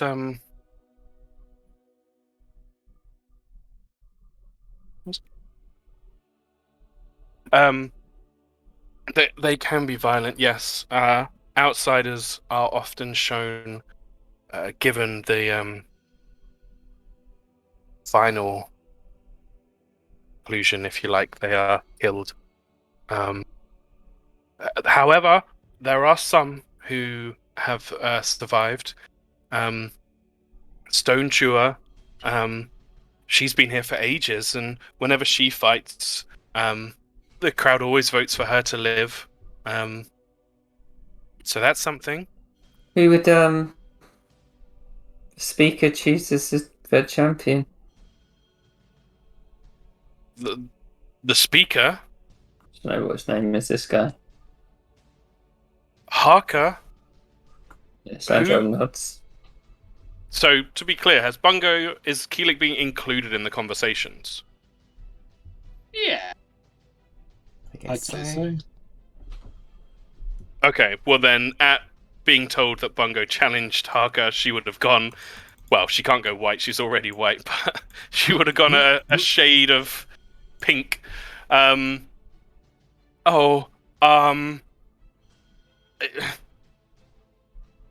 Vox Platinate will be defended by the monastery's greatest champion, of course. Great. And with the High Marshal imprisoned, it'll be Wing Captain Archelon Tarak. And you can see on her face, it's like, that's not good. Hmm. With how Tarak is, Archelon Tarak, and she hits herself on the head. He will, I'm sure, make himself known to you before then. You will not have trouble picking him out of a crowd.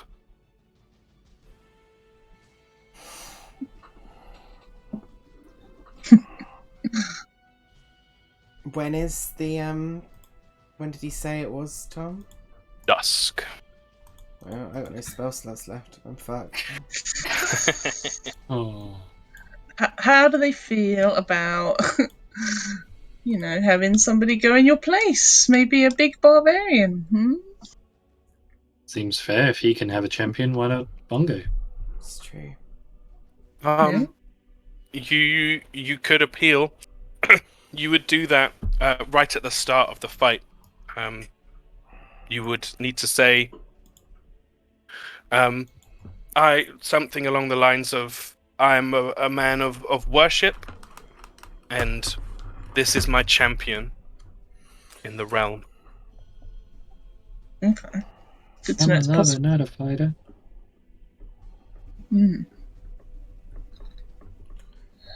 It's a bit presumptuous of me to assume Blam would want to do this. It was my decision. That's true. Sound like you had much of a choice while you're in there, though, Bungo. Be honest. It was my choice to confront him, dear. I brought that upon myself. Or we could just go to East Fang now and...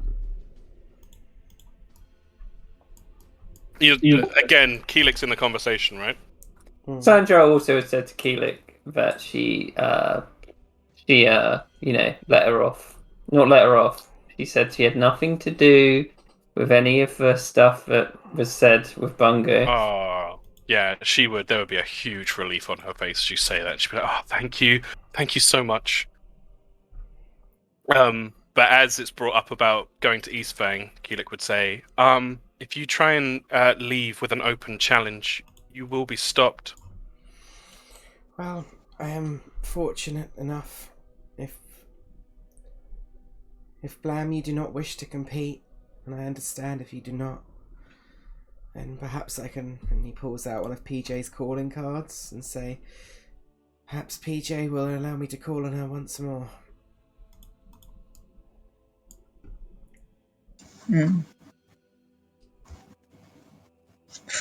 For what?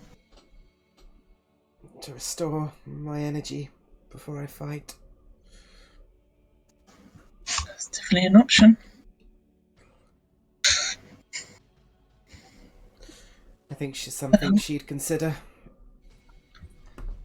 Even if you fight this man, Bungo, what does that achieve with freeing Kaja? I hope. Was there a bargain, or? I hope we can swing the crowd against the Vox Platinate. Surely the High Marshal was at least a deeply respected woman, and looks to Archelon. Yeah, Keelik nods vigorously. It's like, yeah, she, the High Marshal definitely is. Wing Captain Kira is probably her greatest friend and champion. Remember, it's not only Archelon Harker who is part of the Vox Platinate. It's two of them, and Archelon Ginnok is always the more level-headed. Well, perhaps they will be there, and perhaps they can help swing things in our favour. She's usually deep in her books. She loves to read and learn. She doesn't make public appearances often. But I could help you find her. She's probably in the monastery proper. That would be very helpful. If I could speak with her beforehand, then perhaps I can get her to attend at the very least. Of course. Yeah, and I think probably at this point, not quite ripples in a cup of water, but you hear coming round the corner from this gap in the walls, taking up the entire gap, is an incredibly large white dragonborn. No one else with him. You see a huge maul slung across his back. Just this heavy-looking hammer. As he kind of strides towards the group of you and just calls out, "Bungo Goodbarrel!" Bungo would step forward. Fuck's sake. Yep. His giant head full of battle scars, and you see war paint festooned across him as well. These streaks of the same blue that you see in the crest of Bahamut across his armor and his scales. As you look up Bungo at him, you see he is entrenched in what looks like inches thick of plate mail, yet he moves in it as if it weighs nothing at all. He is broad as an ancient oak tree, towering above all of you here. None of you are close to his height. You would put him probably about halfway, 7.5 feet maybe. He is a complete genetic freak by the look of him. Absolutely gigantic. The mountain, basically. Yeah. Keelik is cowering visibly as he stood there. As you step up to him, Bungo, he looks down and says, "You're Bungo Goodbarrel." That's correct. Well, you're going to fight me? It seems to be that way. Kind of sighs and just Bungo's, tosses. by the way, is kind of like, is slightly looking to Blam, like, to see what if Blam is offering up. But if Blam's not, then Bungo is fully prepared to. Is Blam doing anything?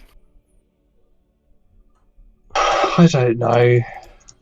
He'd rather not, but he does kind of like Bungo. You don't have to. No, he wouldn't do anything. That's fair. Okay. Yep. Go ahead if you want to, Gray. Yeah, I was going to say, Gray will kind of look up at Blam, like, fine, shakes his head, steps forward. Bungo, you kind of kneels down to him and tries to, like, in a hushed voice, "Look at this guy. You can't do this. Let me in." Gray, I cannot ask this of you. You're not asking it of me. You're trying to ask it of Blam. I'm demanding it. Very well, old friend. If you're sure. I'm not. Good anyway. I'm sorry, that's really funny. Bungo just takes Gray's hand and holds it tightly and says, "Thank you." What are friends for, right? I'm gonna get Gray killed. No. Alright.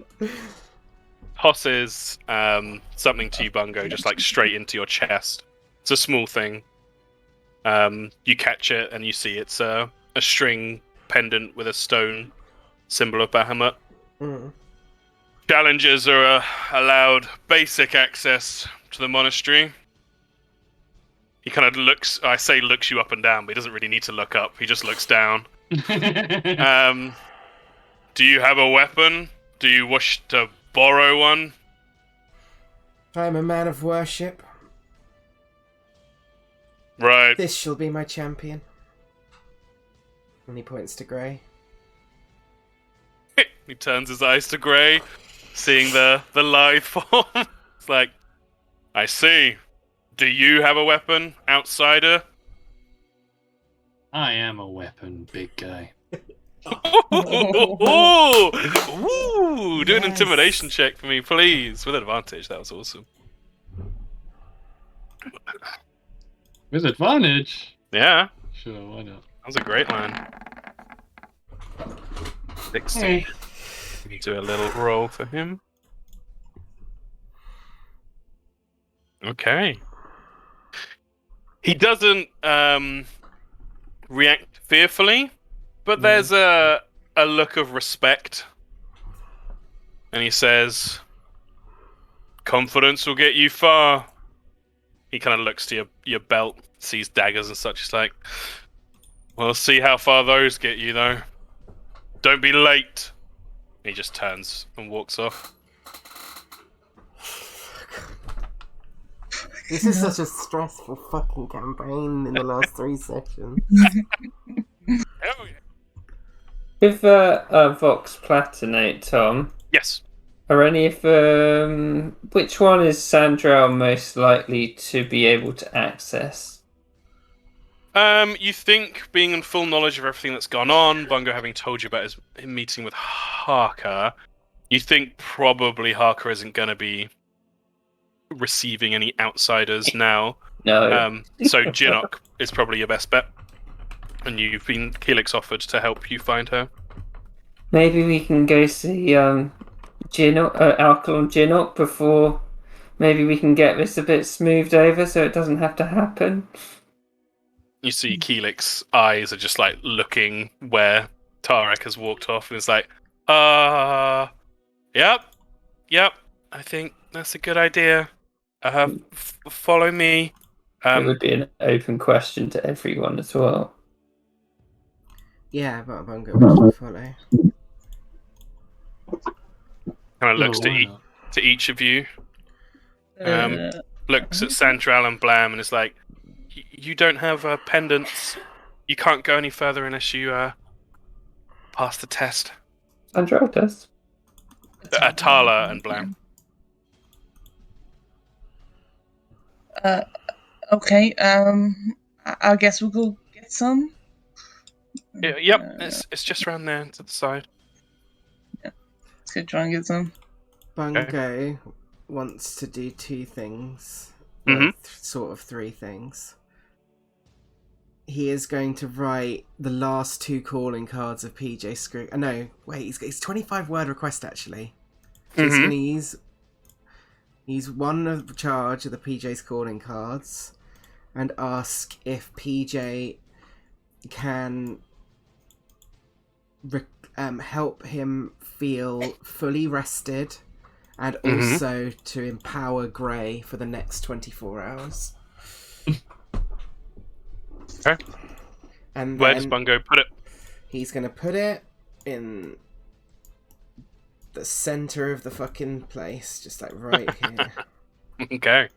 And then he's also going to go to Grey and say, old friend, I've never had much use of these. My throwing arm isn't great, but perhaps against him it might help. And he's going to give him the Iron Bands of Belaro. Oh, yep. Don't forget, Bungo, we also got this, and she pulls out the magic yarn, also from PJ. I can help with this. What are you planning on doing with the bands? Well, It's essentially a throwable prison I grate. know what it is, but she's wondering what they're planning to do with it. if anything's on the table, then, and I get the impression it might be, then might give Greyer the upper hand. Isn't that dishonourable? Is it? Did they indicate something like that? Yeah, did they? Nothing's been said. You could ask Keelik. She would ask Keelik. Keelik would say, no. I think it's kind of anything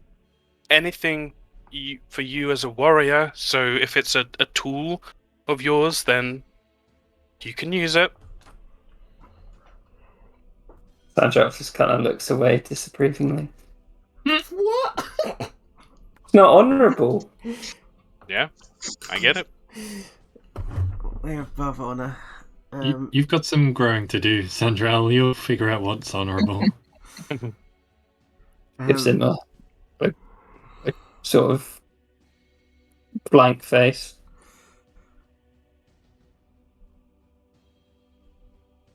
What was the yarn again, Hannah? I don't actually even remember what that does. The yarn, it's got charges on it. Out of it, you got Tom's special versions of each spell. Mm-hmm. You got Twist of Fate, which basically gives an inspiration. I'm not sure how many of them work only on me. I know the haste one does. Then you got Cast the Bless spell, Commune, Haste, and Slow at the same time. But it's only haste on only me, I think, so not very useful. And then Greater Invisibility, which is not useful in this scenario. Mostly the Bless one is going to be useful in this scenario. But I mean, we can't participate though. How are they going to know he's got Bless on him, I mean, does the yarn... I don't know how the yarn works. Does it work? Cast Bless spell without any verbal, somatic, or material components at first level. The spell does not require concentration. Shit. That's real good. Fuck, that's real good. We could definitely use that. EJ's got your back. Definitely using that. Yep. Why is that in your inventory? I swear it should be in. It's in my inventory. Was it only given to Atala? I thought it was given to both. No, just Tatala. Okay. Just me, I think. But hey, we'll take two. No. I got the dragon shit, I think. Oh yes, from got his name, but yeah, cool. Ace. Yeah. That's all I got, but I'm hoping to get those spell slots back pretty quick. We do this quickly, Atala. You enter. Yep. She's looks up, like, right. I'll make this quick for you.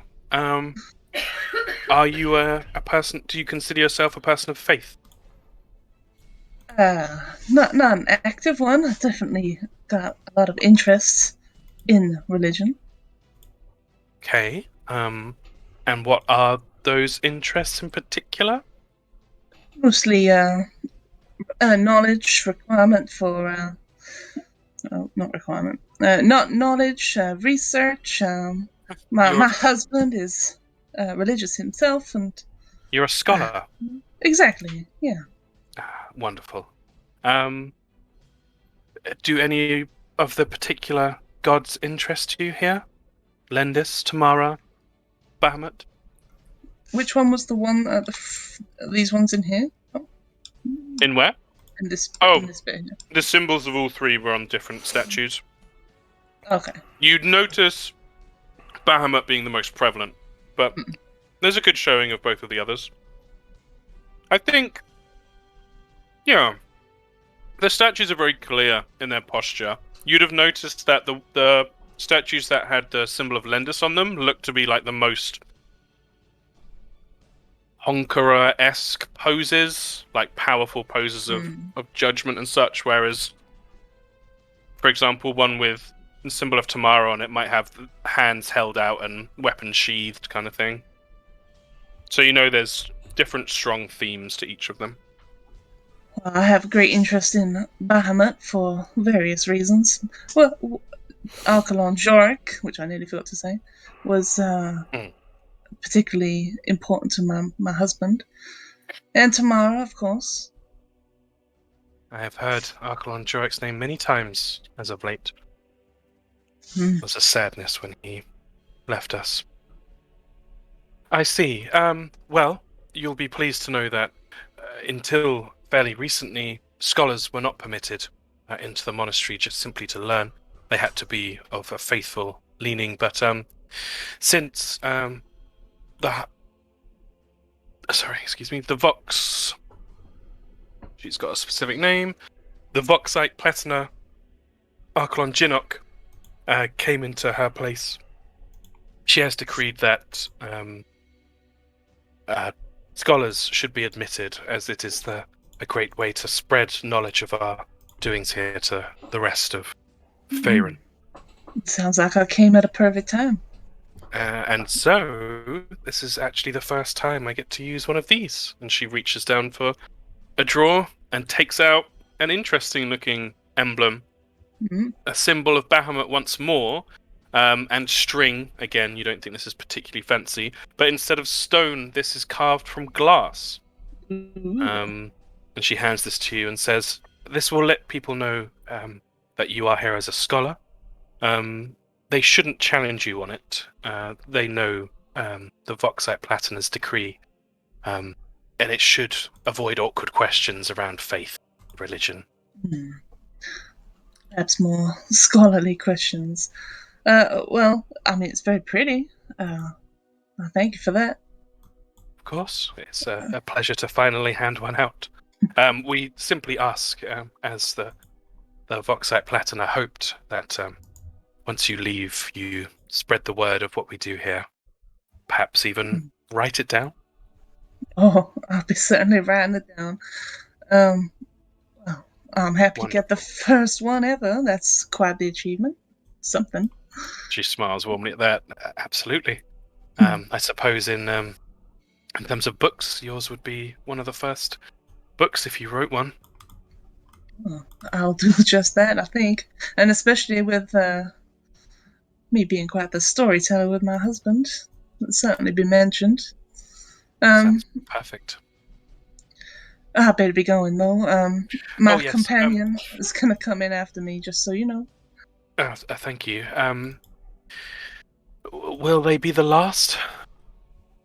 I think so, right? Yeah. Hasn't got one. She looks relieved at that. Wonderful. Yours will grant you access to pretty much anywhere in the monastery, really, apart from people's own homes, where they have the right to privacy. In particular, if you visit the academy, you might be asked to speak briefly with some of the younglings about what you do as a scholar and researcher. I'm sure they'll find that interesting. Perhaps in the library? We don't maintain a library as such here in the monastery, but she kind of holds her hand out apologetically.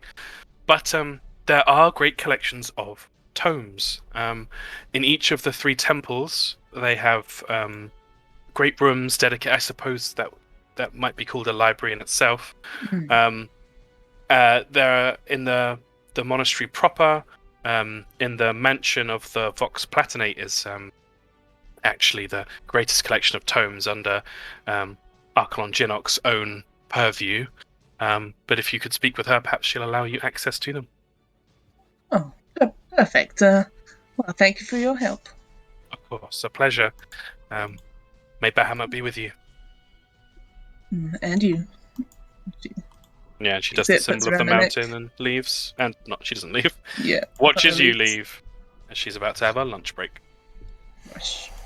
I could do the lunch break. Is Blam going in? Yeah, of course. Oh, yeah. Blam heads in. As you head into the room, you see this woman. She's tidied the papers off to the side now and is actually just calmly waiting for you with her hands held in the in her lap. She looks up and says, "You must be the last of this group of companions. I'm just going to ask you a few questions about your faith and your purpose here in the monastery, if that's all right." By all means. First and foremost, are you a man of faith, of belief?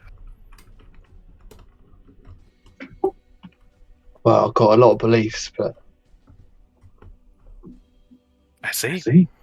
Are any of them connected to the Platinum Dragon, Bahamut, or Lendis, or Tamara? well, I don't see I could not believe in Bahamut. Some of the stuff I've seen. I see. You've witnessed his works. Naturally. Wonderful. Well, there's plenty more for you to see and learn here in the monastery. Considering you are already a believer, I can gladly grant you this. And she picks up the one that Grey has, the polished steel iron chain symbol of Bahamut. This will grant you access most places in the monastery. Please use it with respect, but as a believer in Bahamut, I'm sure you will do so. He puts it on very carefully. Yeah, she smiles as you put it on. Excellent. Is there anything in particular you're looking for here that I could help you with or direct you towards? Well, not really. Don't know what's it yet. She laughs openly at that. Oh, of course. Well, I would recommend the pool of righteous reflection. It's the furthest south you can go in the monastery, and it's can be quite an experience, especially for those who have witnessed Bahamut's works before. Oh yeah, what sort of experience is that?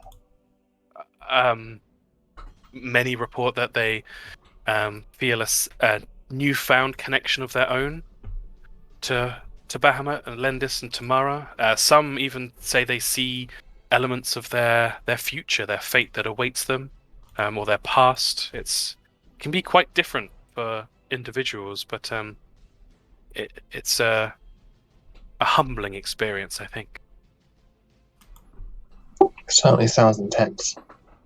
Yes, intense is a word that I think many would use. I've been there myself. Yeah, she's been kind of charmed by Blam so far. I saw. It is not something I wish to dwell on, but I had hoped to have a family of my own in life, but circumstances did not allow for it. And in the pool, I saw my calling here, and she like gestures to the building around her, and that every individual, every pilgrim that I allow here is almost a child of Bahamut, a child of learning and faith that I can help to grow. So it's perhaps foolish, but it was a saving grace for me when I went to visit the pool. So I hope the intensity does not put you off. Seems like it's done you well. Very well, yes. But your companions must be waiting for you. I won't keep you any longer. May the grace of Bahamut be with you. Yeah, and you. She turns to her own things, and you head back out. Very well done. Did Sandrell Mm-hmm. do an insight check on whether, judging on the crowd's reaction to what Bungo said, Mm-hmm. and knowing about honor and all that sort of thing within this community? Yep.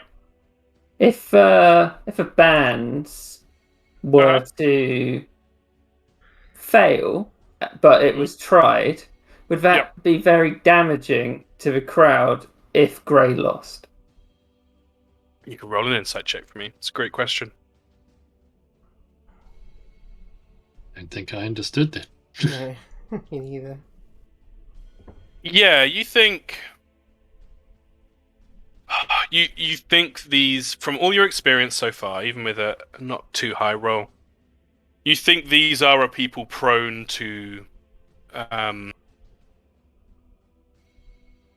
the best way of putting it? Prone to interpretation of pretty much everything as a sign or symbol or act of their gods. Okay. And so even with that role, you think whatever happens in the pit, bans or whatever, however the fight goes, people will be watching closely and they will make assumptions and interpretations and what have you. But I will say also, you haven't seen a fight take place in the realm yet. Yeah. And you think that would probably deepen your understanding of how crowds react more than anything else. Yeah, because she's not worried about the fight as much, more about the end. Yeah. Yeah. You think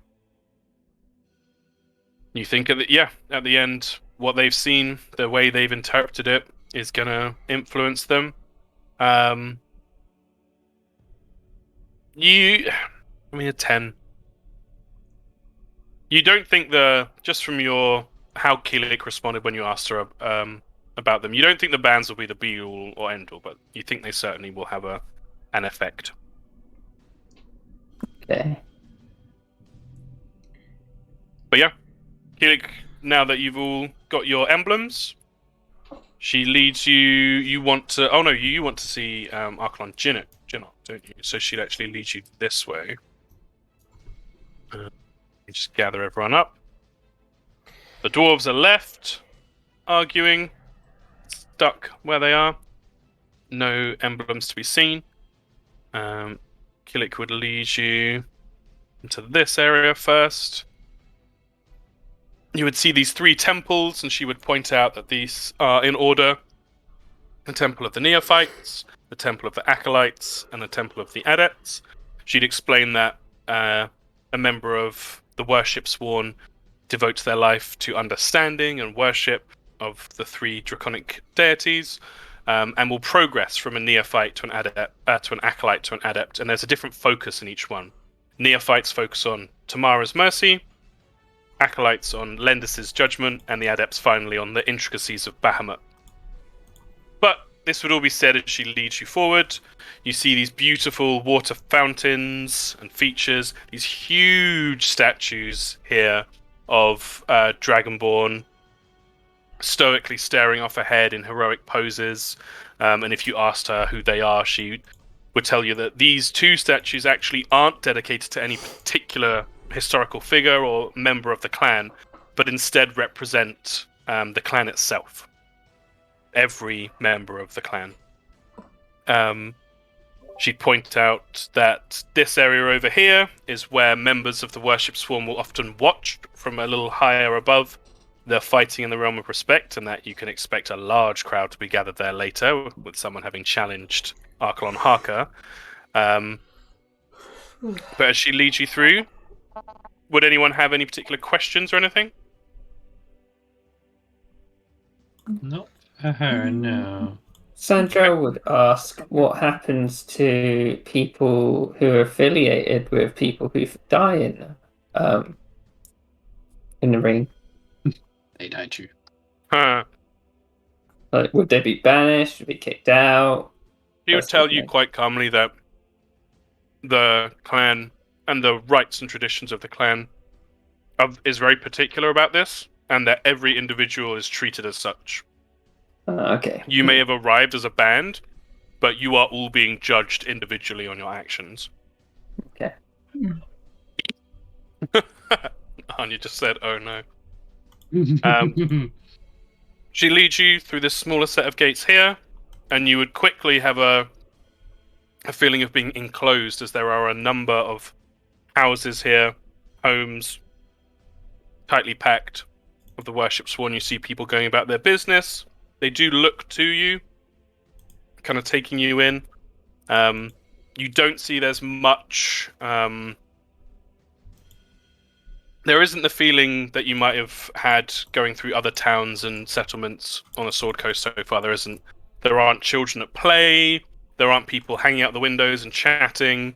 It's very sort of austere and quite rigid here as you head through the streets and arrive finally in front of the proper monastery building itself.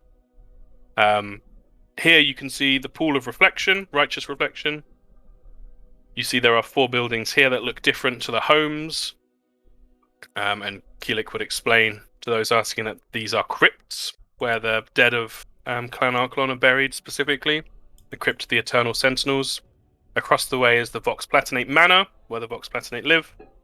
And across the way is further homes. Is there anything anyone would like to do? Anywhere people would like to go? Or are you just hoping for Keelik to find Jinnok for you? I think just find Jinnok, right? That seems like the pretty important thing. Yeah, absolutely. With that, she would just say, she's either going to be in the monastery proper or in the manor. I don't know which you want to try first, or if you wish to split up. Only some of you will be granted access to the manor, and she looks at Atala, Grey, and Blam. As in, no, or... Oh, as in you would be allowed. Okay. And what would we find in there? It is the residence of the Vox Platinate, but it is also a audience chamber for great visitors to the monastery. I know that both Archelon Jinnok and Archelon Harker maintain a personal staff there, and they have rooms dedicated to things that they do themselves. For example, Archelon Jinnok, I think, maintains her own personal, she sort of looks at Tala, library, or miniature library, or what have you. Harker, I think, has a chapel to Bahamut built in for himself.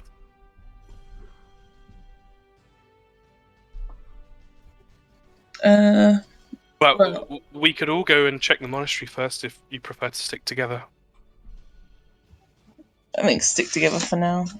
Maybe later. I mean, you guys can stick together if you want to, but, you know... Huh?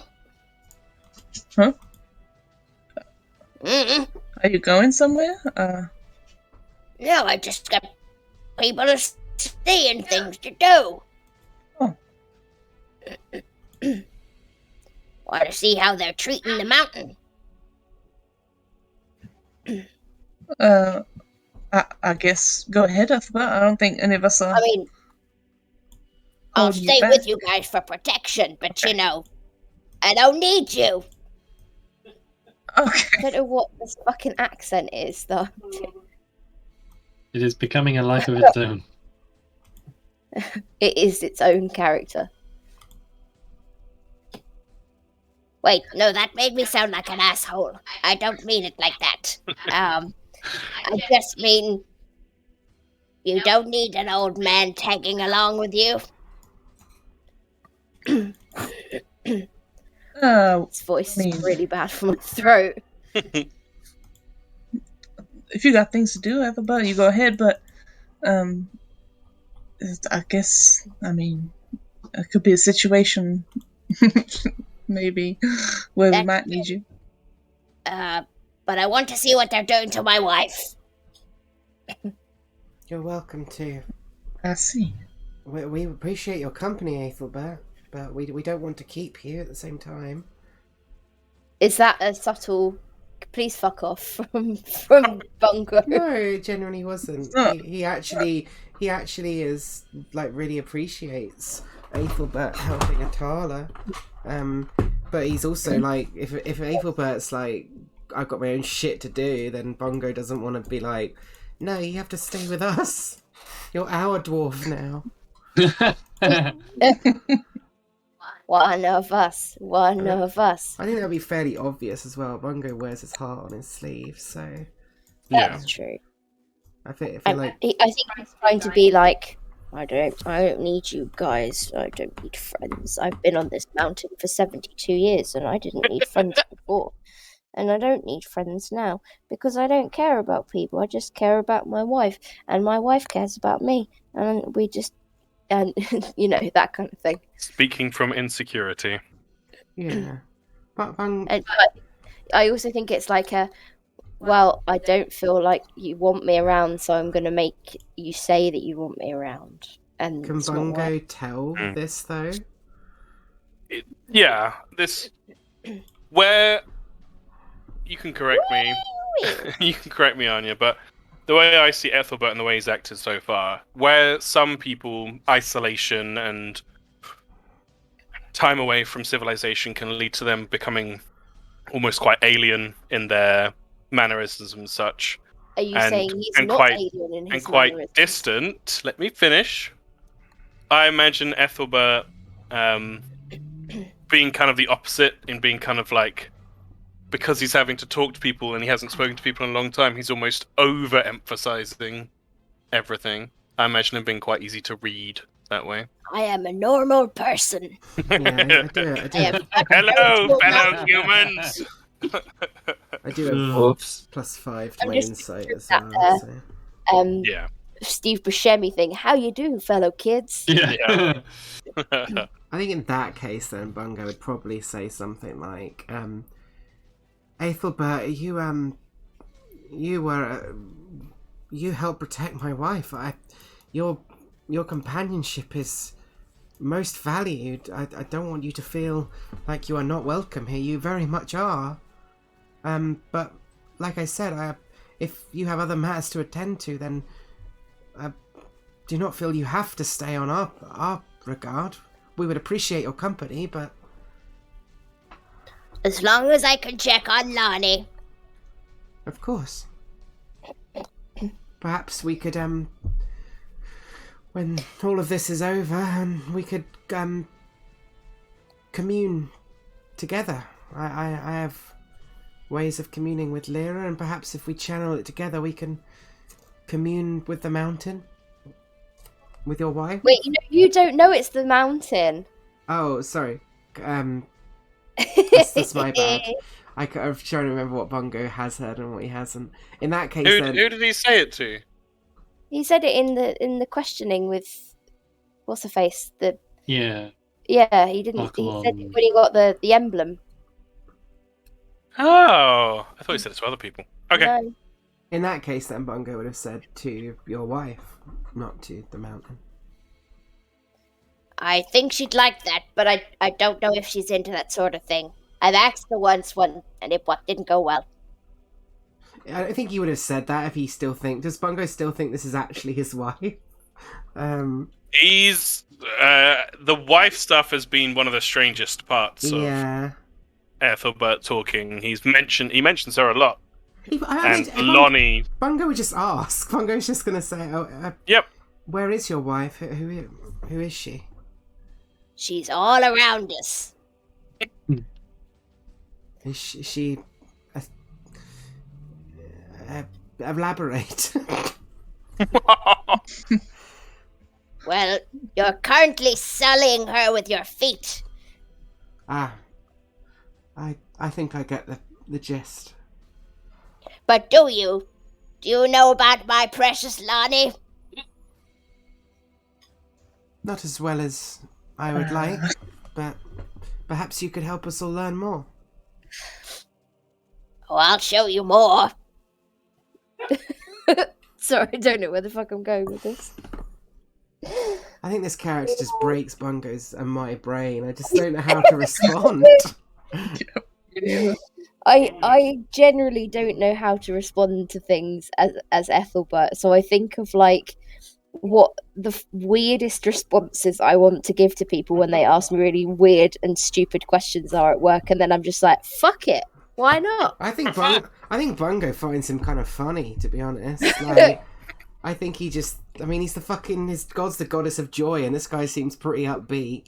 Yeah, absolutely. He's very happy with his mountain wife. Yeah. Rubbing himself all over the insides of caves. It's a mountain vagina. Please say that out loud.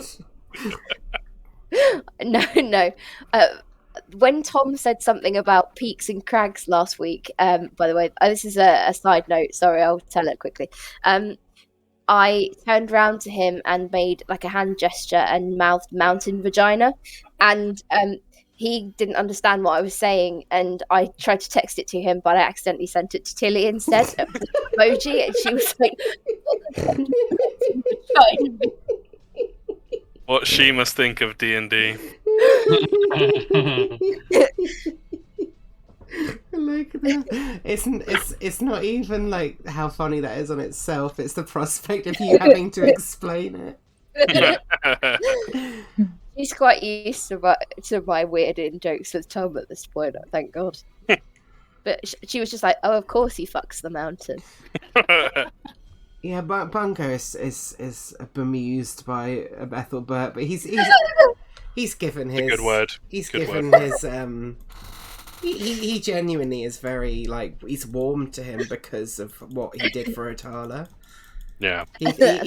I think Bungo is he's fucking got 20 wisdom. He's very good at reading people and he's very perceptive. Yeah. I think he can tell Ethelbert's got a good heart, right? Yeah. He seems like a good person. Yeah. A very confused, unsteady person. But a good person, yeah. Yeah. It's in the name. But Bungo's just gonna be like with an old granddad, just like, come on, Len, let's try not to step too hard on old Lonnie.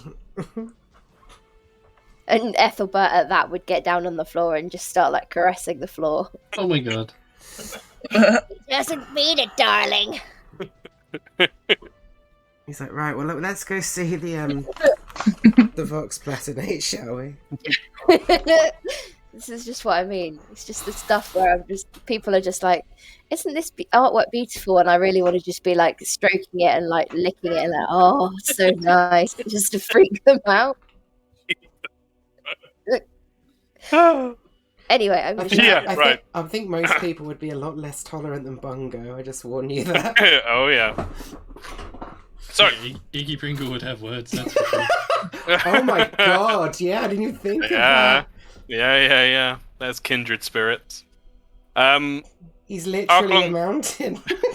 Oh god, yeah, that'd be cute. Archelon Kilik gestures you reverently into the monastery. Standing out from the rest of the buildings that you've seen so far, the monastery, whilst not the tallest, is easily the most ornate and impressive within Rhinebreath Monastery, its namesake settlement. Inside is beautiful carving stone.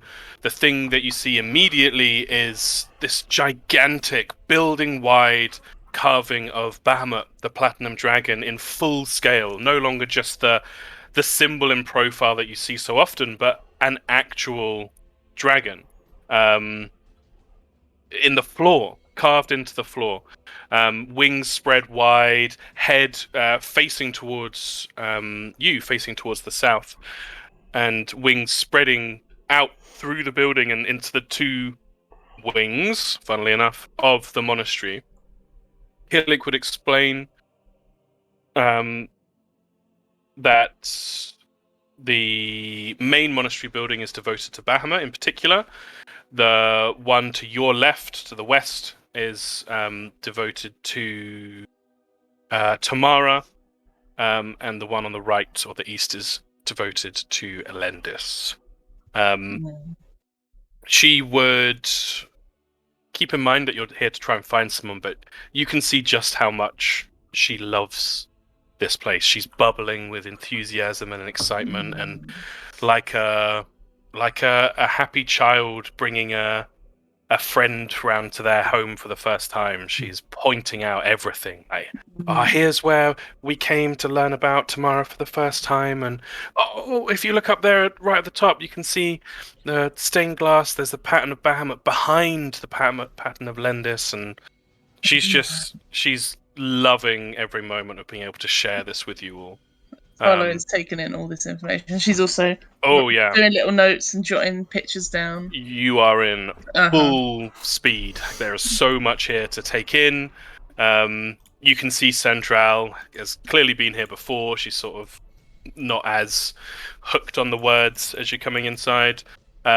She shows you the list of the white dragons of the area that's kept in the monastery, the historical record of the white dragons, which is in your journal now. Nice. And yeah, but before long, she explains it all to you, and she says, "If you wait here, I'll try and hunt down Arklon Jinnok." And she smiles and runs off. Take your time, as Atala starts drawing everything in the room. Yeah, absolutely. Is there anything anyone would like to do or ask about the space? Yeah. How long until this event is meant to take place? You think you're cresting into early afternoon now, maybe approaching 1 o'clock. It is the winter months, so dusk comes early. Yeah. You've probably got somewhere between 4 and 5 hours. Yeah.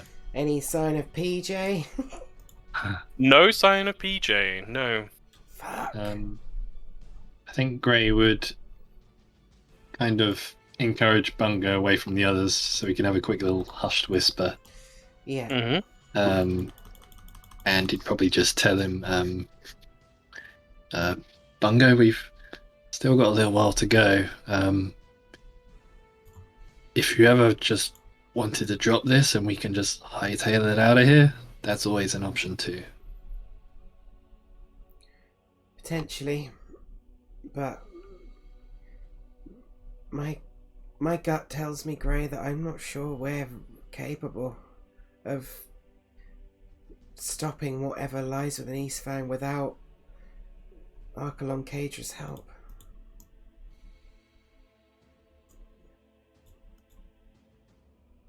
I mean,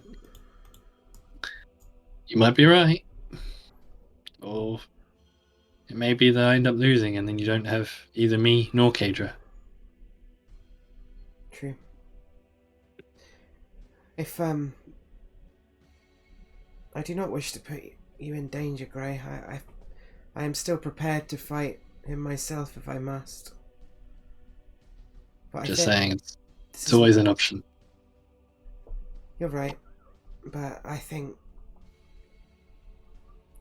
this is the path Lyra is telling me to go down, and furthermore, I within these walls, my faith, I can feel the silver energy of the Platinum Dragon. I can more than ever before. There's something wrong with the gods, Gray. Bahamut, Lyra, they both were sleeping.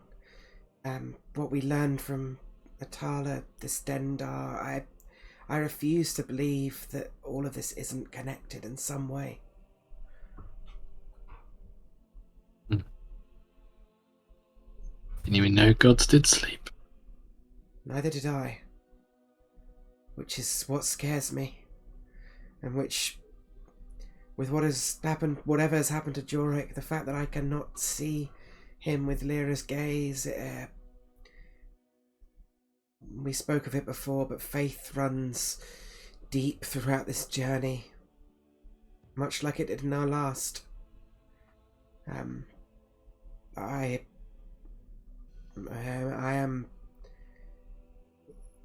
did not make the decision lightly to step forward and challenge. I did not wish to challenge him, but it seemed I had no alternatives at the end. But I feel that I feel this is what we must do in my heart. Oh, I suppose the gods didn't bring us here to find Kadra, only to run away. Precisely. And, well, the more I think about it, perhaps Celestian guided you here, and this is what you were meant to do, Grey. This is... I feel like this is your fight. Yeah, something certainly made me offer myself. Maybe it was him. Maybe.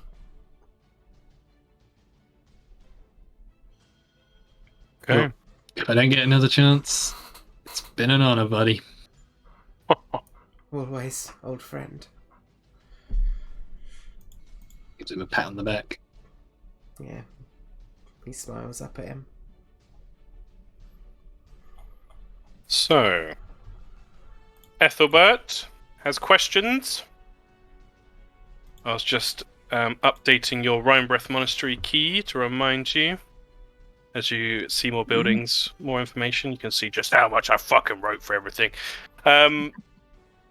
Ethelbert's questions. So, Ethelbert, you would be greeted by... I had his name just then. God damn it, I always close it when I don't need to. Was it Tarak? No, Tarek's not here. I just saw Tarak's name and I was like, yeah, I'll sound smart. Tarek's somewhere hitting...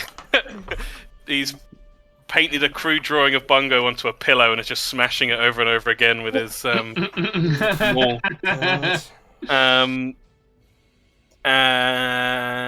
Blah, blah, blah. You would be greeted by... There it is. A young, fresh-faced, carries himself with an air of confidence, male dragonborn in the robes of an acolyte. Makes himself available to you as he sees you guys wandering around, and says, makes the symbol of the mountain, says, Bahamut welcomes you to his home. What, can I help you with anything at all? So I want to know what the impact of your everyday runnings is on the mountain. Mount Archelon. Lonnie! But only I can call her Lonnie. Sorry. Is this Archelon Jinnick? This is not. This is sorry. a young male acolyte. He would have announced himself, actually. His name is Acolyte Archelon Ilkren. And he would, I think, without breaking stride, even with Ethelbert's strangeness, he would say, the mountain is of great significance and sacred belief to us here at the monastery. We, when the monastery was first founded, hundreds of years ago, great work was done to flatten the spire here. But we have been careful not to take further from the mountain than we need to. As you may notice from the gestures with a sweeping, steady arm around himself, from the monastery here, we work with many different types of stone. But it actually comes from Eastfang rather than Mount Archelon itself. We had, in its earliest... Did you hear that, Eastfang? In its earliest times, the monastery had a deal brokered with the people of Mirabar to quarry and work the stone and bring it here. We did not want to take any more from the mountain than we have already. And so everything you see here is built atop this flattened peak, for which we have great gratitude. I think that pretty much answers all of my questions. Wonderful. But why would you want to flatten her peaks? I like the peaks.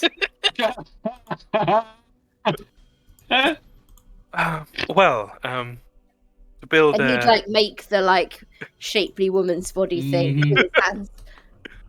But on its side, so it's like a mountain range. To build the steady foundations needed for our glorious monastery here, we needed a flat surface. And so, whilst the natural beauty of the mountain is, of course, to be appreciated and protected. We hope we have done as little harm to it as possible with our monastery here. Well, it was a long time ago before we met, and I don't have any complaints about it now, I suppose. Good. She kind of purposely gestures to everyone else. Does anybody have any further questions? Tyler does, but Hannah can't think of them. Damn it. That's fine. You can always think in retrospect, and I can fill them in as needed. Yeah. I do, to be fair, feel like Ethelbert would be like an old granddad and be like asking the most stupid questions. And What's this? That's a chair. What's So- this? How do you make the doohickey? Gray would probably ask if they or anyone they know regularly prays to Bahamut. You're asking him if Hmm. anybody he knows regularly prays to Bahamut. Or he himself. Yes. We consider our everyday actions to be in prayer to Bahamut, Lendis, and Tamara. But if you mean separate times of devoted prayer and meditation, most members of the clan will attend their own private shrine rather than travel all the way to the monastery here. The worship sworn will pray within the rooms of their own temples, or sometimes here in the monastery, but mostly this space here is used for speaking. The Vox Platinate will speak from, and he kind of gestures to further to down the end of the space. You see these two raised speaking. Got what they're called. Pedestals? Yeah, dais, pedestals, pulpit. These raised stages, and you see there's two of them separate from each other. The Vox Platinate will sometimes speak either together or apart and address the clan in entirety from here. Private prayer is usually conducted in more personal settings, but those who are believers are more than welcome to pray here or to take a moment to commune with the Platinum Dragon, the mercy of Tamara, or Lendis' judgment. Well, I was just, it might be a bit of an odd question. I was wondering if any of you, maybe those with a deeper connection, have noticed anything, any sort of side eyes bungo, odd recently with them. Oh, good point. Ilkren kind of frowns slightly. Odd, sir. I don't take your meaning. Perhaps something like when you would normally maybe even gather some kind of a response or feel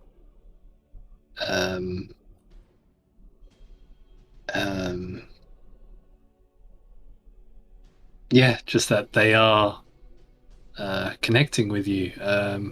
Perhaps maybe that's gone quieter recently or lesser so. Oh, well, the members of the clan don't usually hear from the Platinum Dragon himself. This is the purpose of the Vox Platinate. They are the speakers of the Platinum Dragon and his companions, so direct communication is always channeled through the Vox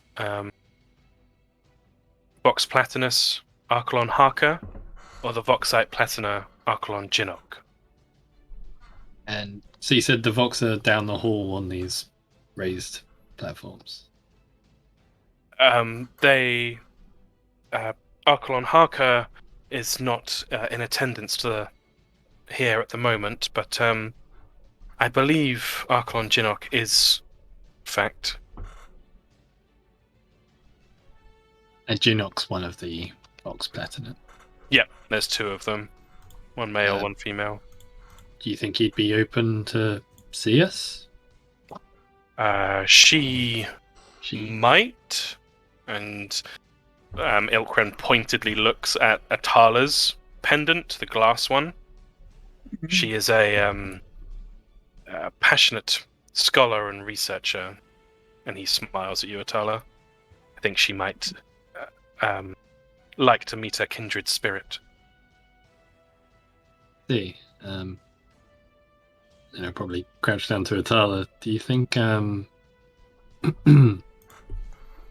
think whether or not maybe you'll be happy to go speak with her and see if you can find out if they've had any issues in terms of their communions with the gods? Yeah, I think that'd be a good idea, Gray. Did Bongo mention to Atala that Bahamut was sleeping? He's only mentioned it to Grace so far, but I think the fact that Atala can telepathically communicate, I think with the situation, like, probably would. Bungo's got a pretty loud mind right now. Yeah, I definitely think that's the case. Yeah, I'm fine with that, especially with the connection that Bungo and Atala share. Okay. Yeah, I think that's a good idea, Gray. To at least ask. Hopefully they share the truth. Yeah.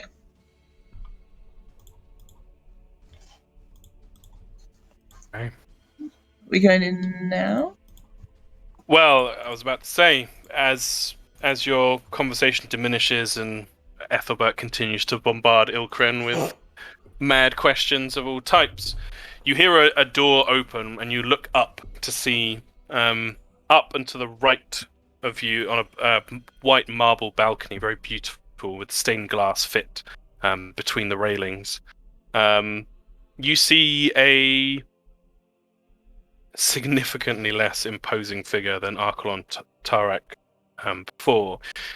You see a probably middle-aged-ish woman with her longer scales and kind of tendrils along the back of her head tied back, a small set of reading spectacles perched on her elegant snout. She's quite short, so you can see even from here with the dimensions, as Kilik is next to her, and even little Kilik is actually taller than this woman.